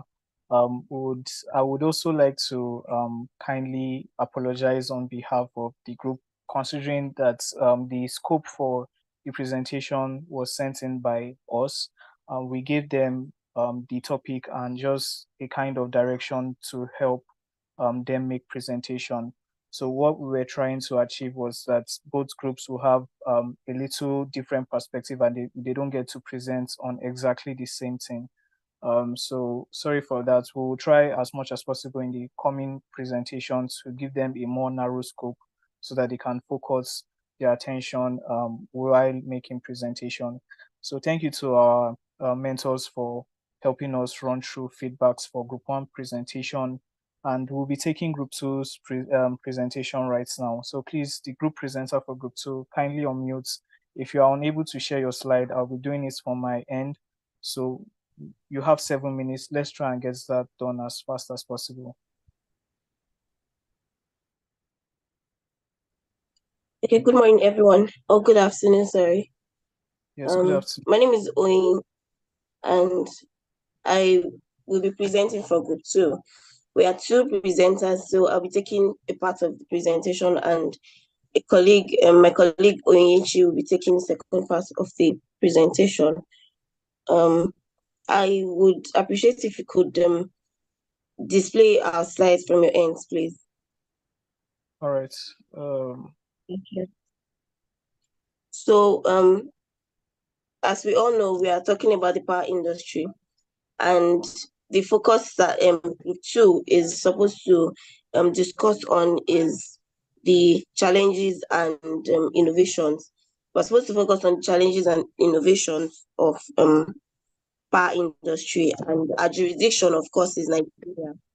So a lot has been said about the power industry, and I just want to reiterate that power industry covers 3 stages, just like we have in the oil and gas industry. In the oil and gas industry, as we taught last week, we have the upstream, the midstream, and the downstream. So in the power industry, we also have the generation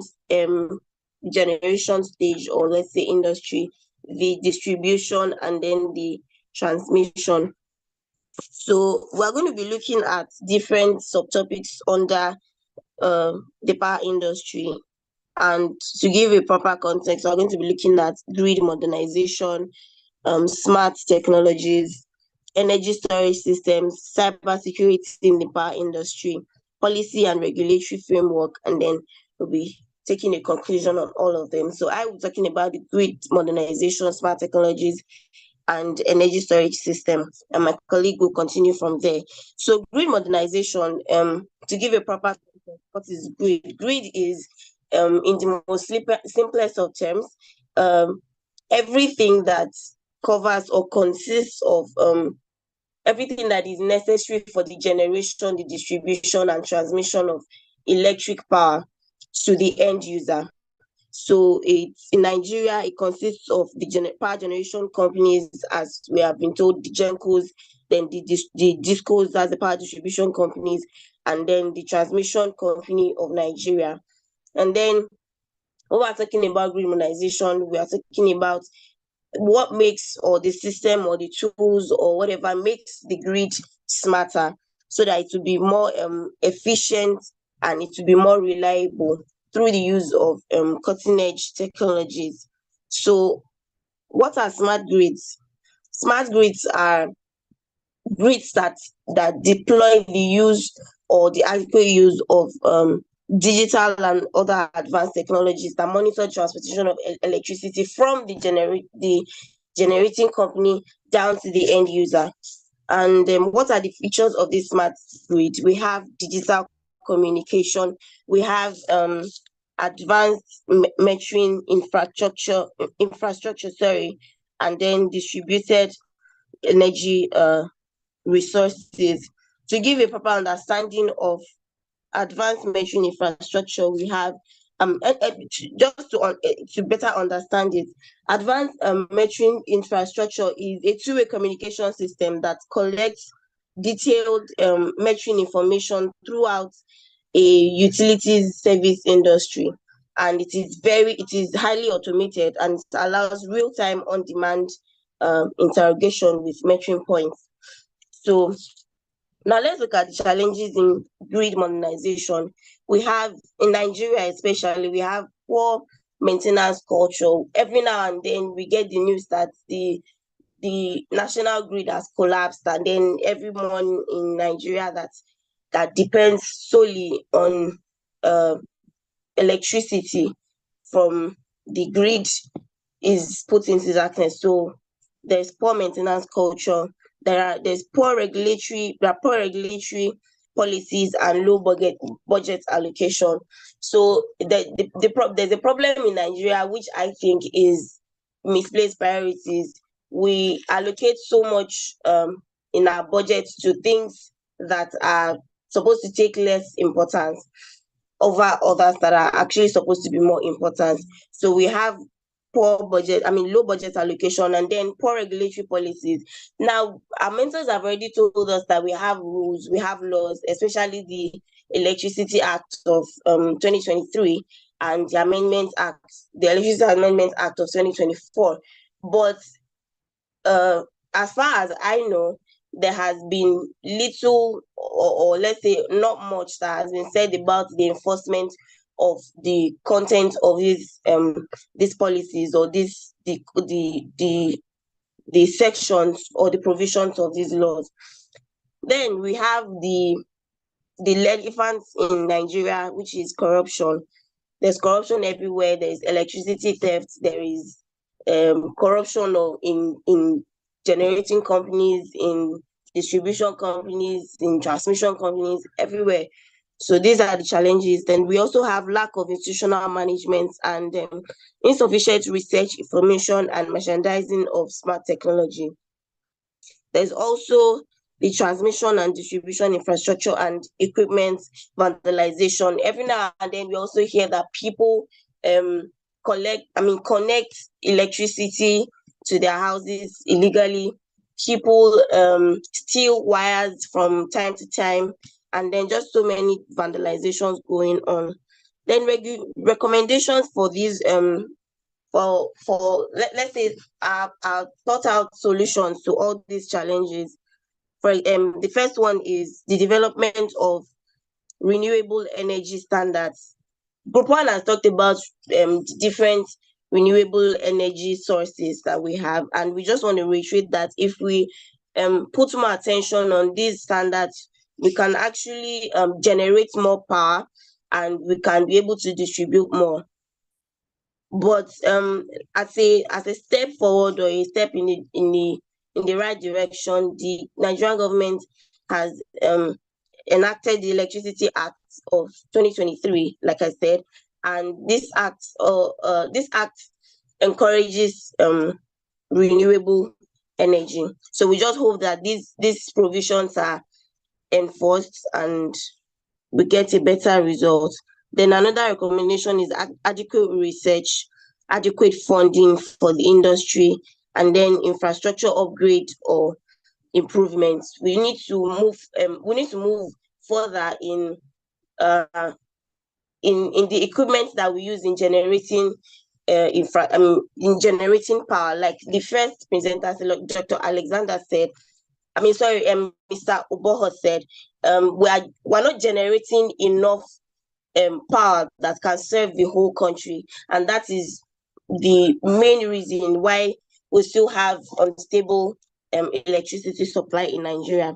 The next one is smart technologies in the power industry, and smart technologies, as the way of definition, is it includes a wide range of tools and systems that use advanced digital and computational technologies to improve efficiency, reliability, and sustainability of electricity generation, transmission, and distribution in Nigeria, as our case study.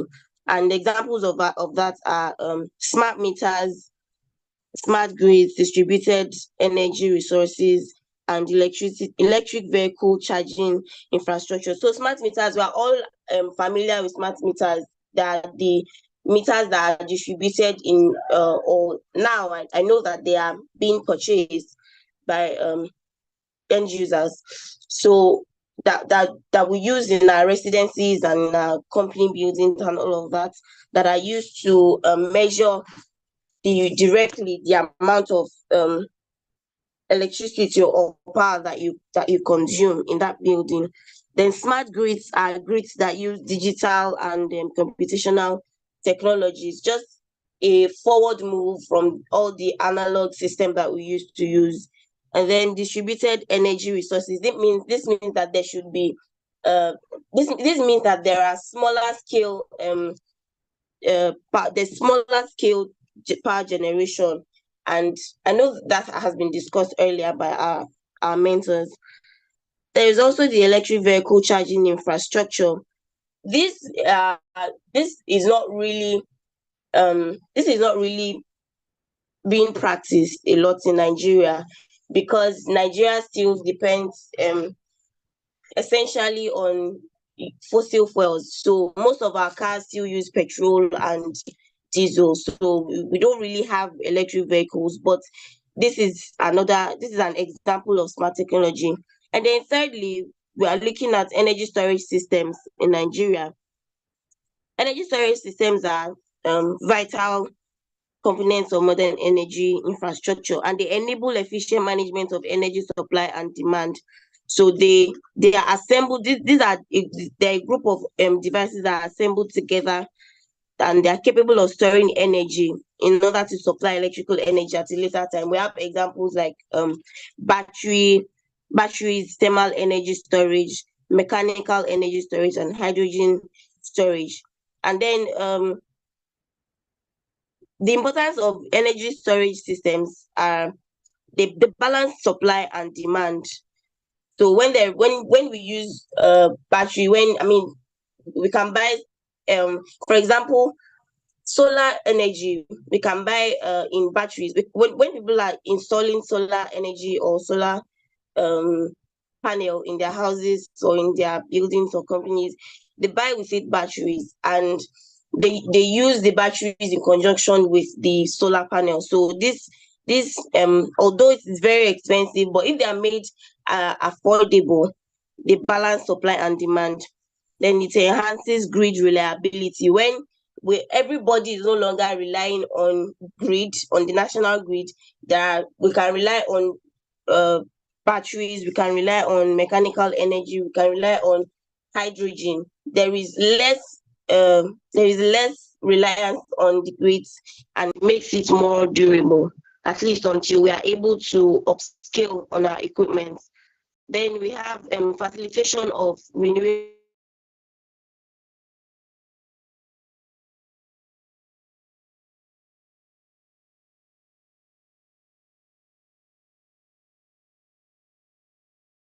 then regulatory and market barriers and environmental concerns.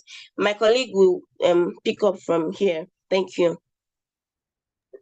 Hi, good afternoon. My name is Onyechi, and I'll be talking about cybersecurity in the Nigerian power industry.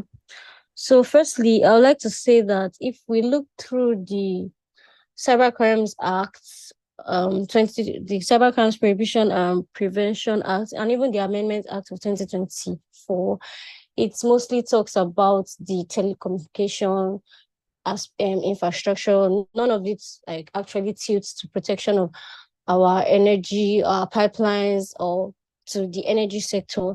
And that is one of the reasons, that is one of the places where we're going to have issues in Nigeria, because as much as technology is growing, I don't think there are so much efforts made to protect our pipelines from hijackers, which is what is meant to be right now. But yeah, so looking through the slides, we talked about the challenges and the innovations that Nigeria has tried to put in together. And the challenges, we talk about the CIA triad. When we talk about cybersecurity, you talk about the CIA triad. CIA triad is the three big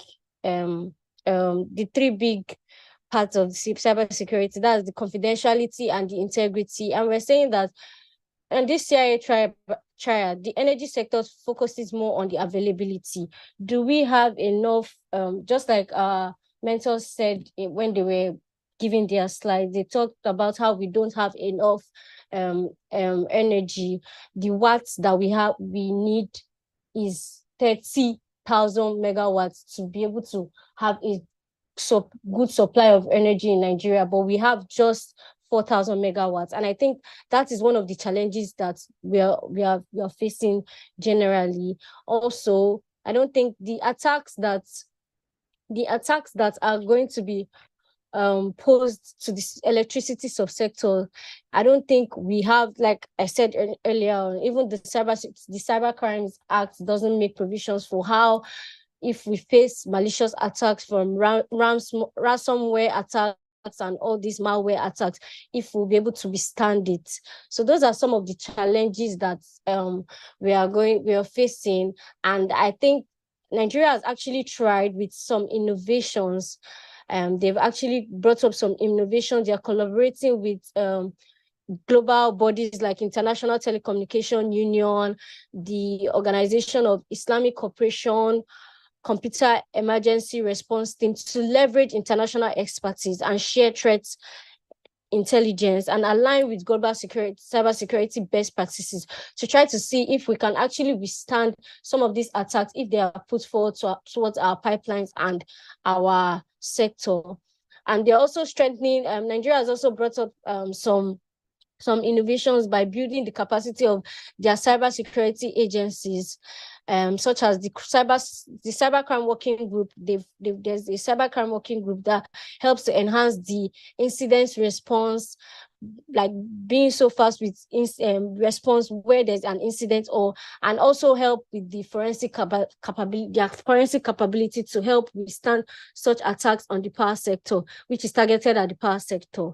So then I'll be moving to the policy and regulatory framework of power industry. We've talked about that. Even the mentors have noted some regulators, and we also noted some in our slides.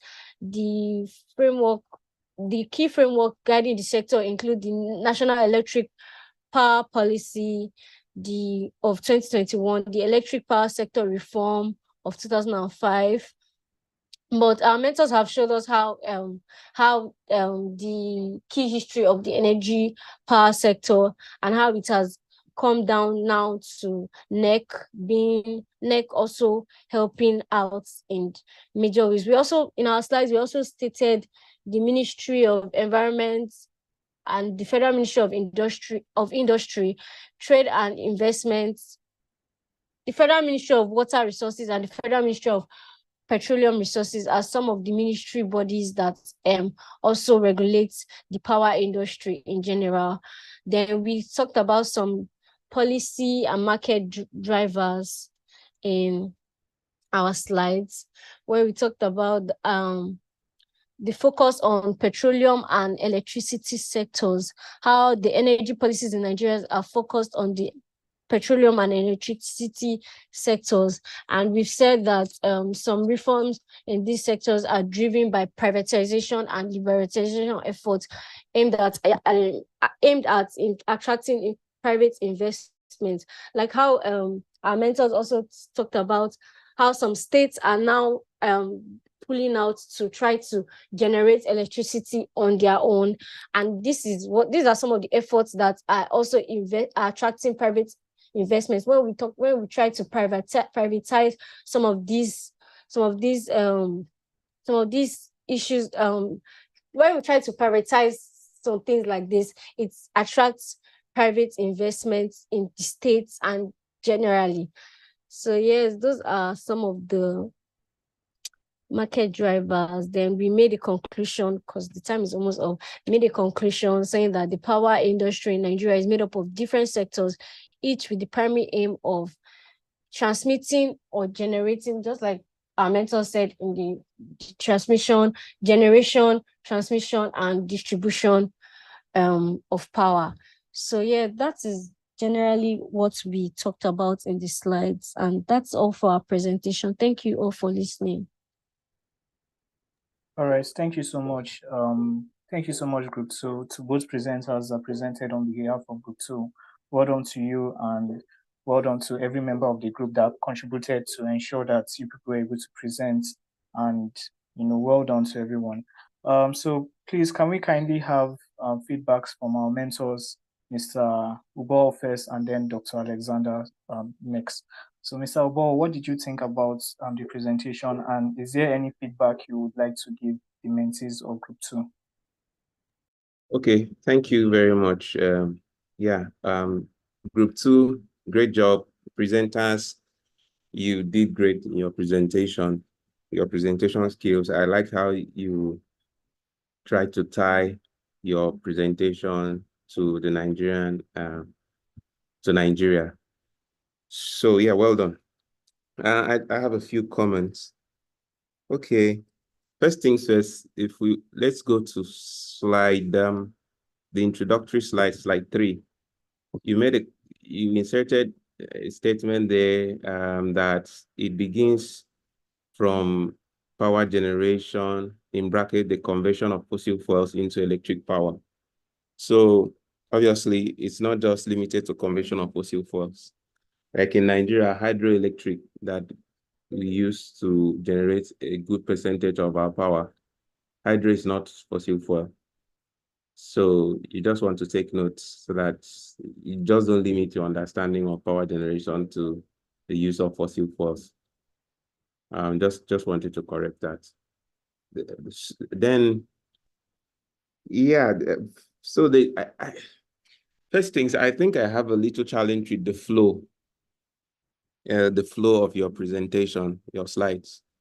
So if I were to be someone on the other end who is told, oh, there's someone who wants to talk about, I don't know if you were given a specific topic, let's say grid modernization. Okay, yeah, let's say you were given a specific topic, you want to talk about grid modernization.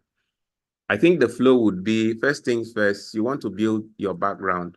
You're talking about Nigeria. Yes, you tried doing that in slide 3, trying to introduce, generally the topic and laying a background. So I want to know, okay, yeah, we are talking of grid modernization, but first, what is this whole thing about? Grid as to what? So grid as to power. So yes, this is what the power sector entails, which you have tried to explain. I would want to know, okay, so really, in Nigeria, I've heard of this. So what sort of grid structure are we using in Nigeria? Is it the old one or something? Before we even get into grid modernization, which is where you now say, okay, yeah, there's something called grid modernization, which says, right, we now go to slide 5, which you now tell me, okay, grid modernization would involve technologies, use of equipment and everything, which obviously we will be discussing. And then we go into the other segments. I mean, that flow. When we now go into the other segments, first you are looking at, okay, under grid modernization, we have smart grids, which you have, detailed here and explained. But so conversations about challenges and recommendations. Remember that, okay, so there's something, you have highlighted something, the later part of your presentation. That's where I'm seeing regulations. I'm seeing, I think, stakeholders, some policy and regulatory framework. Those ones come at the end of your presentation after you've already discussed the challenges, spoken about all of these things. I don't even know what regulates what before you go into talking about challenges. So, your policy and regulatory framework ought to have come in earlier to tell us generally what the regulatory framework is, because you have provided for it now, not after you have already told me the challenges before you now come to tell me about the framework. Because even your challenges, you should be able to draw lessons from the framework. So you have to build your conversation from, you give a background. If there's an existing policy or framework, you tell me about that. Someone will want to know. And then you have to discuss what's the existing practice, what do they entail? And then someone will now ask, okay, so are we doing enough as a country? Then you will now answer the question, no, this is the extent to which we have modernized. What happened? These are the challenges. The next thing one would say, then what's the way forward? You will land on that, not to address conversations on challenges, and all of a sudden I'm seeing another topic, and then I'm jumping from there to I'm seeing challenges. Then after that, I'm moving to policy framework, and then you are ending. Where is the end? You actually end policy framework. So you need that consistency. Yes, having said that, yeah, that's all I have to say in terms of the content. I think some parts a bit wordy, PowerPoint presentation, the ability to also try to reduce the words, because more duty lies on you to explain when you are presenting. You literally do not need to present everything, put everything that you need to say literally in your PowerPoint. So it doesn't get, so if you see the later part of your slides where you talk of policy and market drivers, if you were to present this to a full house, it's quite crowded. Yeah, generally, yes. Thank you for a good job, and there's always room for improvement. Thank you. All right, thank you so much, Mr. Wall, for that contribution. Please, over now to Dr. Alexander. So I would like to hear comments from you on the basis of the presentation that was made by Group 2. In Group 2, I like the fact that you try to relate it to Nigeria. Good attempt. Like, I enjoyed the presentation. Okay, so this comment now I want to make now is even to the two groups. When you're making a presentation and you're quoting some sites, because I see that you have references at the end, it would be good to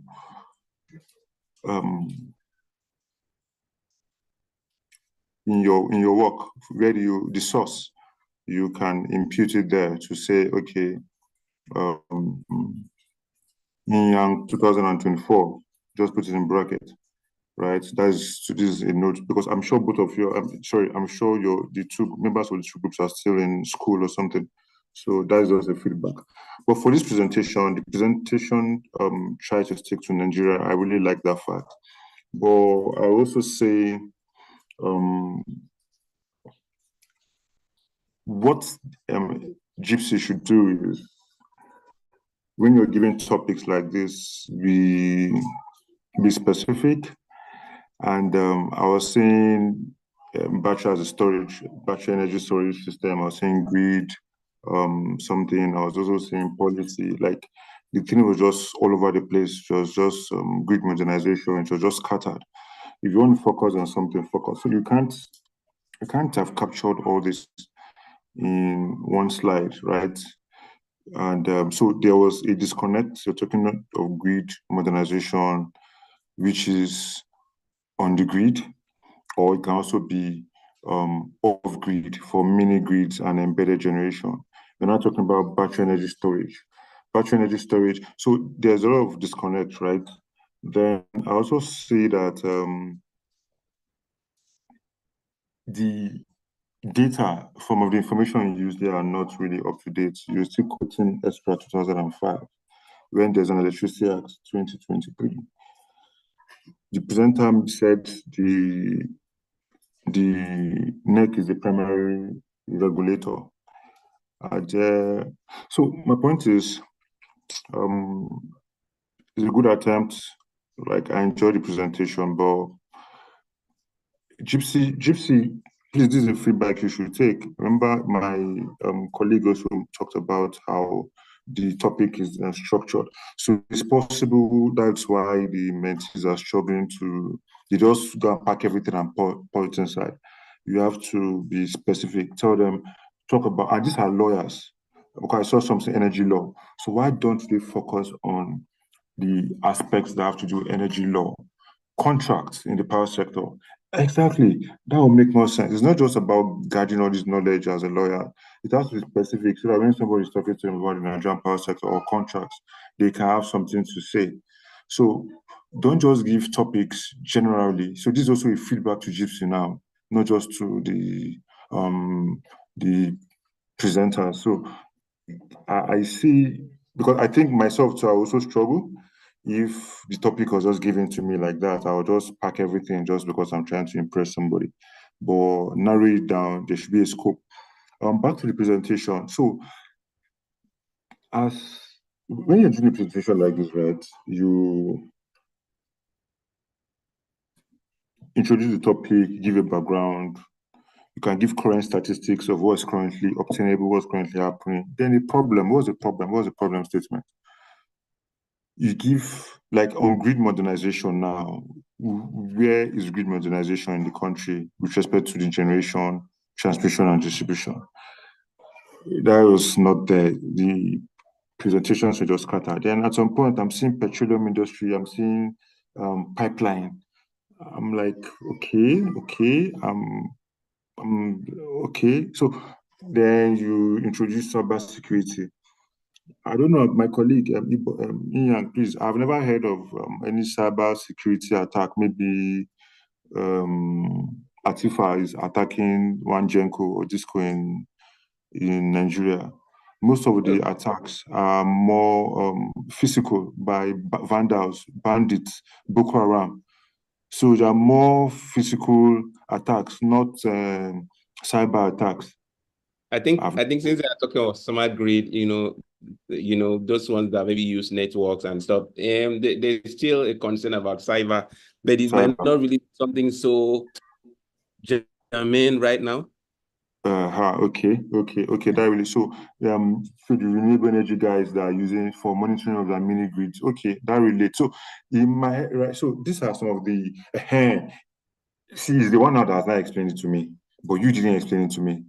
I'm just in cyber, and I'm like, when they attacked the transmission, was this cyber? Which antivirus? I mean, which virus did they use to attack it?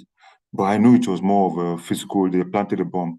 So I'm sure you've heard my feedback. You've heard Ian's feedback. This for the two groups now.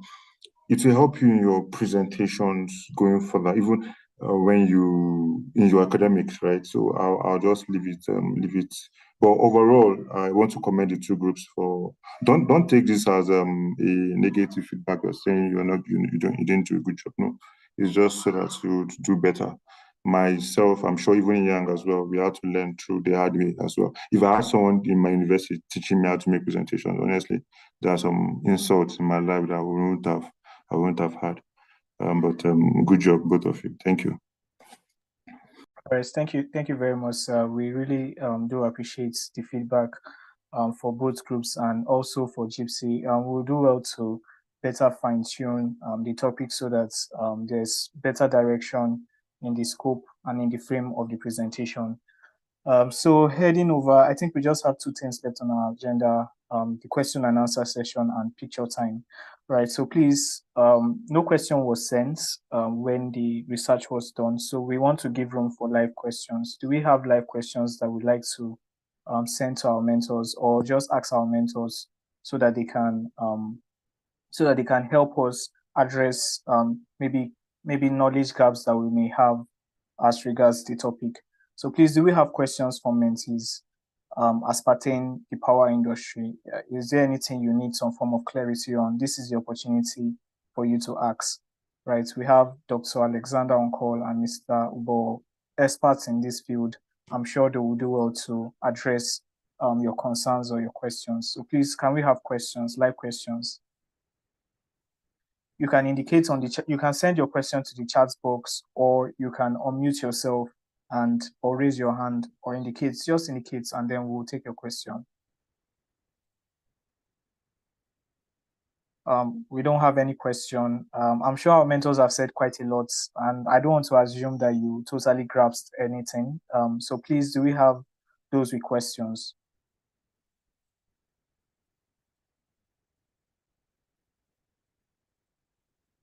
Okay. Well, I would like to assume, okay, I can see Omisore, right? Sorry if I didn't pronounce your name very well. Are you trying to ask a question?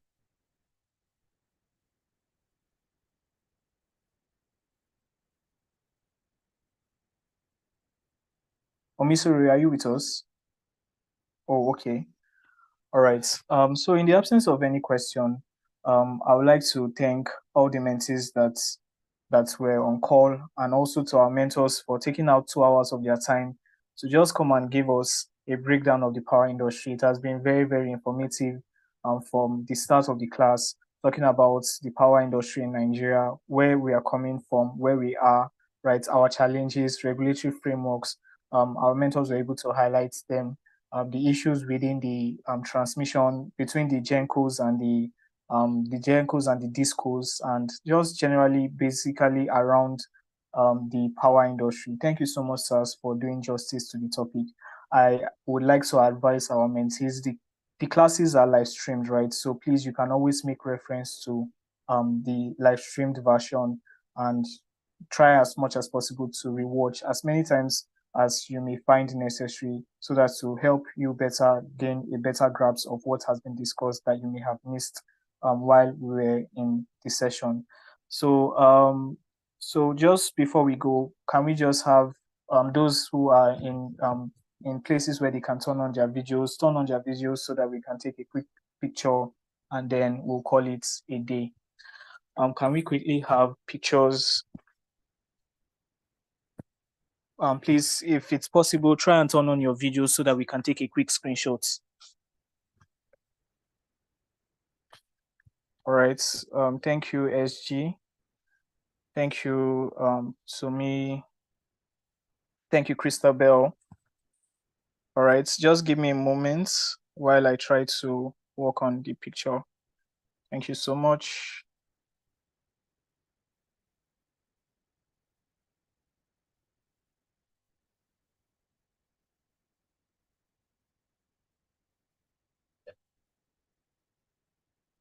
All right, just a minute.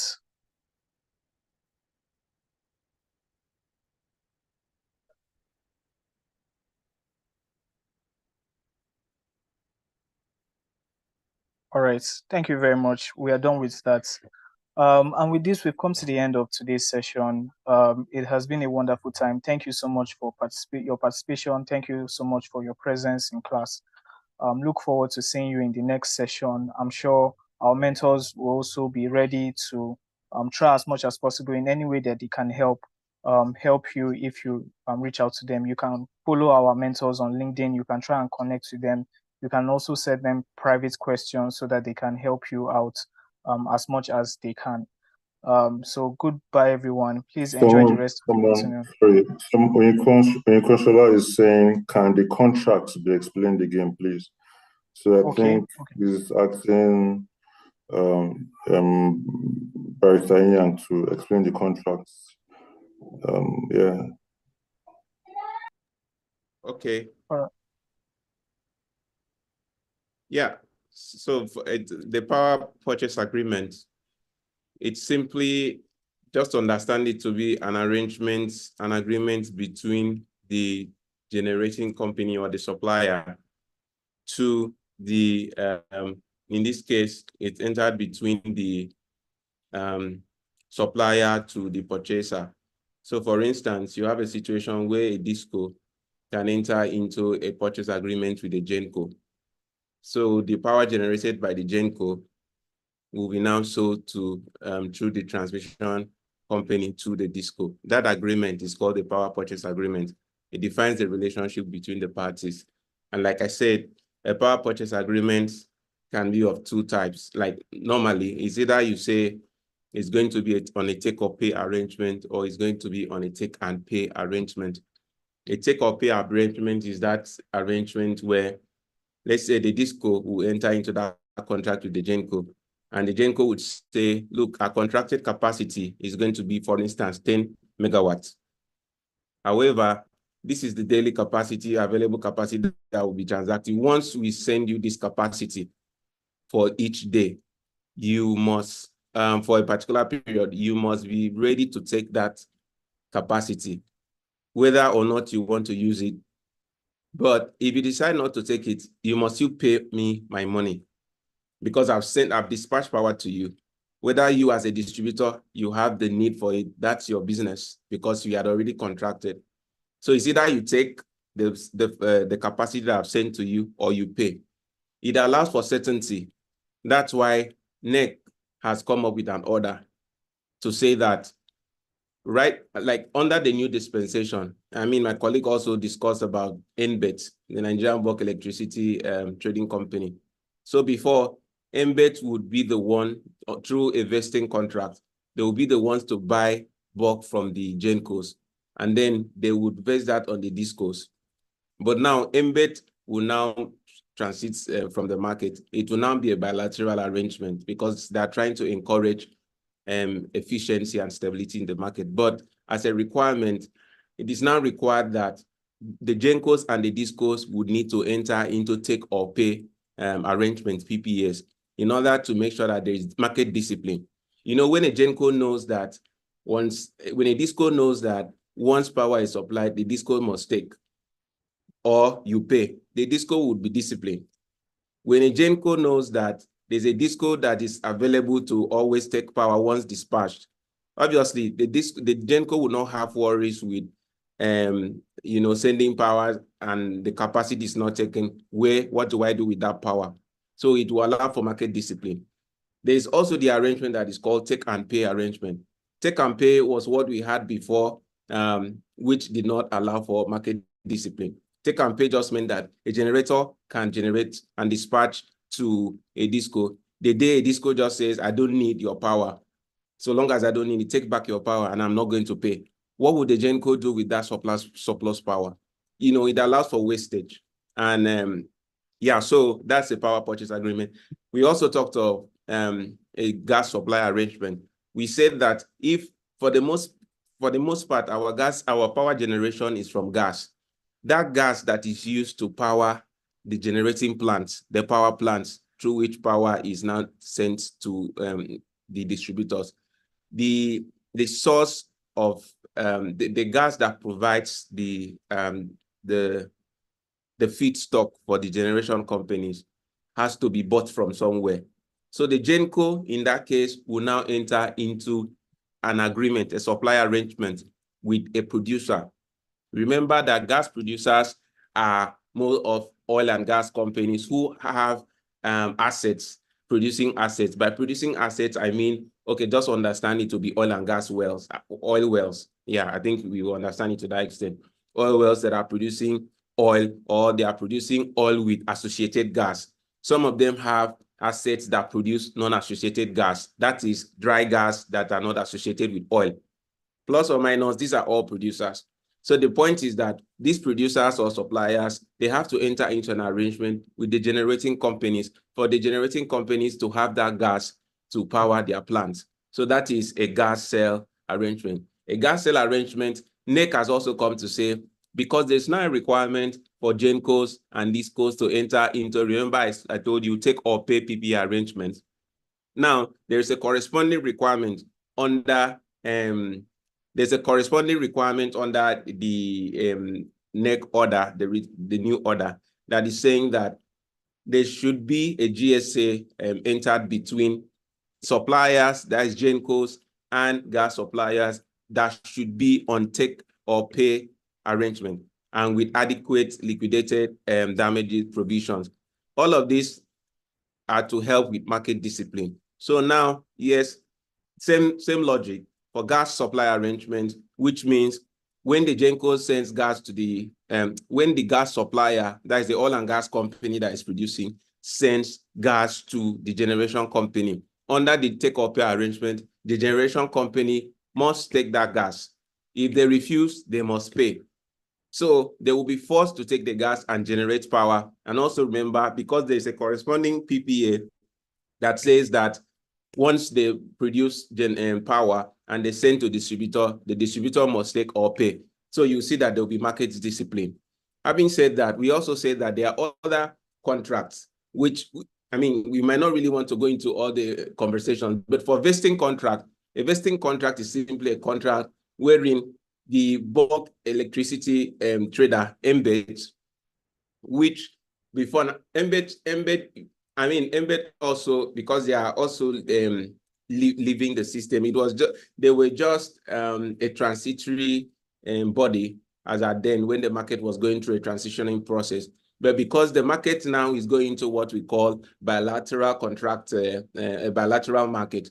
A bilateral market simply means that parties are now at liberty to enter into their contract on their own terms. Before now, because there was embed. So what used to happen was, because we had issues with market liquidity. So government just thought, since we were in a transitioning process, they set up embed to help with buying bulk power from the GENCOs. The government provided some funding, so they will pay through the support of government, and then embed will now vest that power that they have bought to the distributors. So distributors will get power through embed. Embed will buy bulk from GENCOs and vest it. So that vesting contract between embed, who bought it bulk, let's say they bought 100 megawatts of electricity, because they need to, maybe each disco might need, let's say 10 discos, they might need 10 megawatts each. Remember, embed bought 100 from the GENCOs. They have now bought that in bulk. They will now vest 10 MW, that's megawatts, to each disco.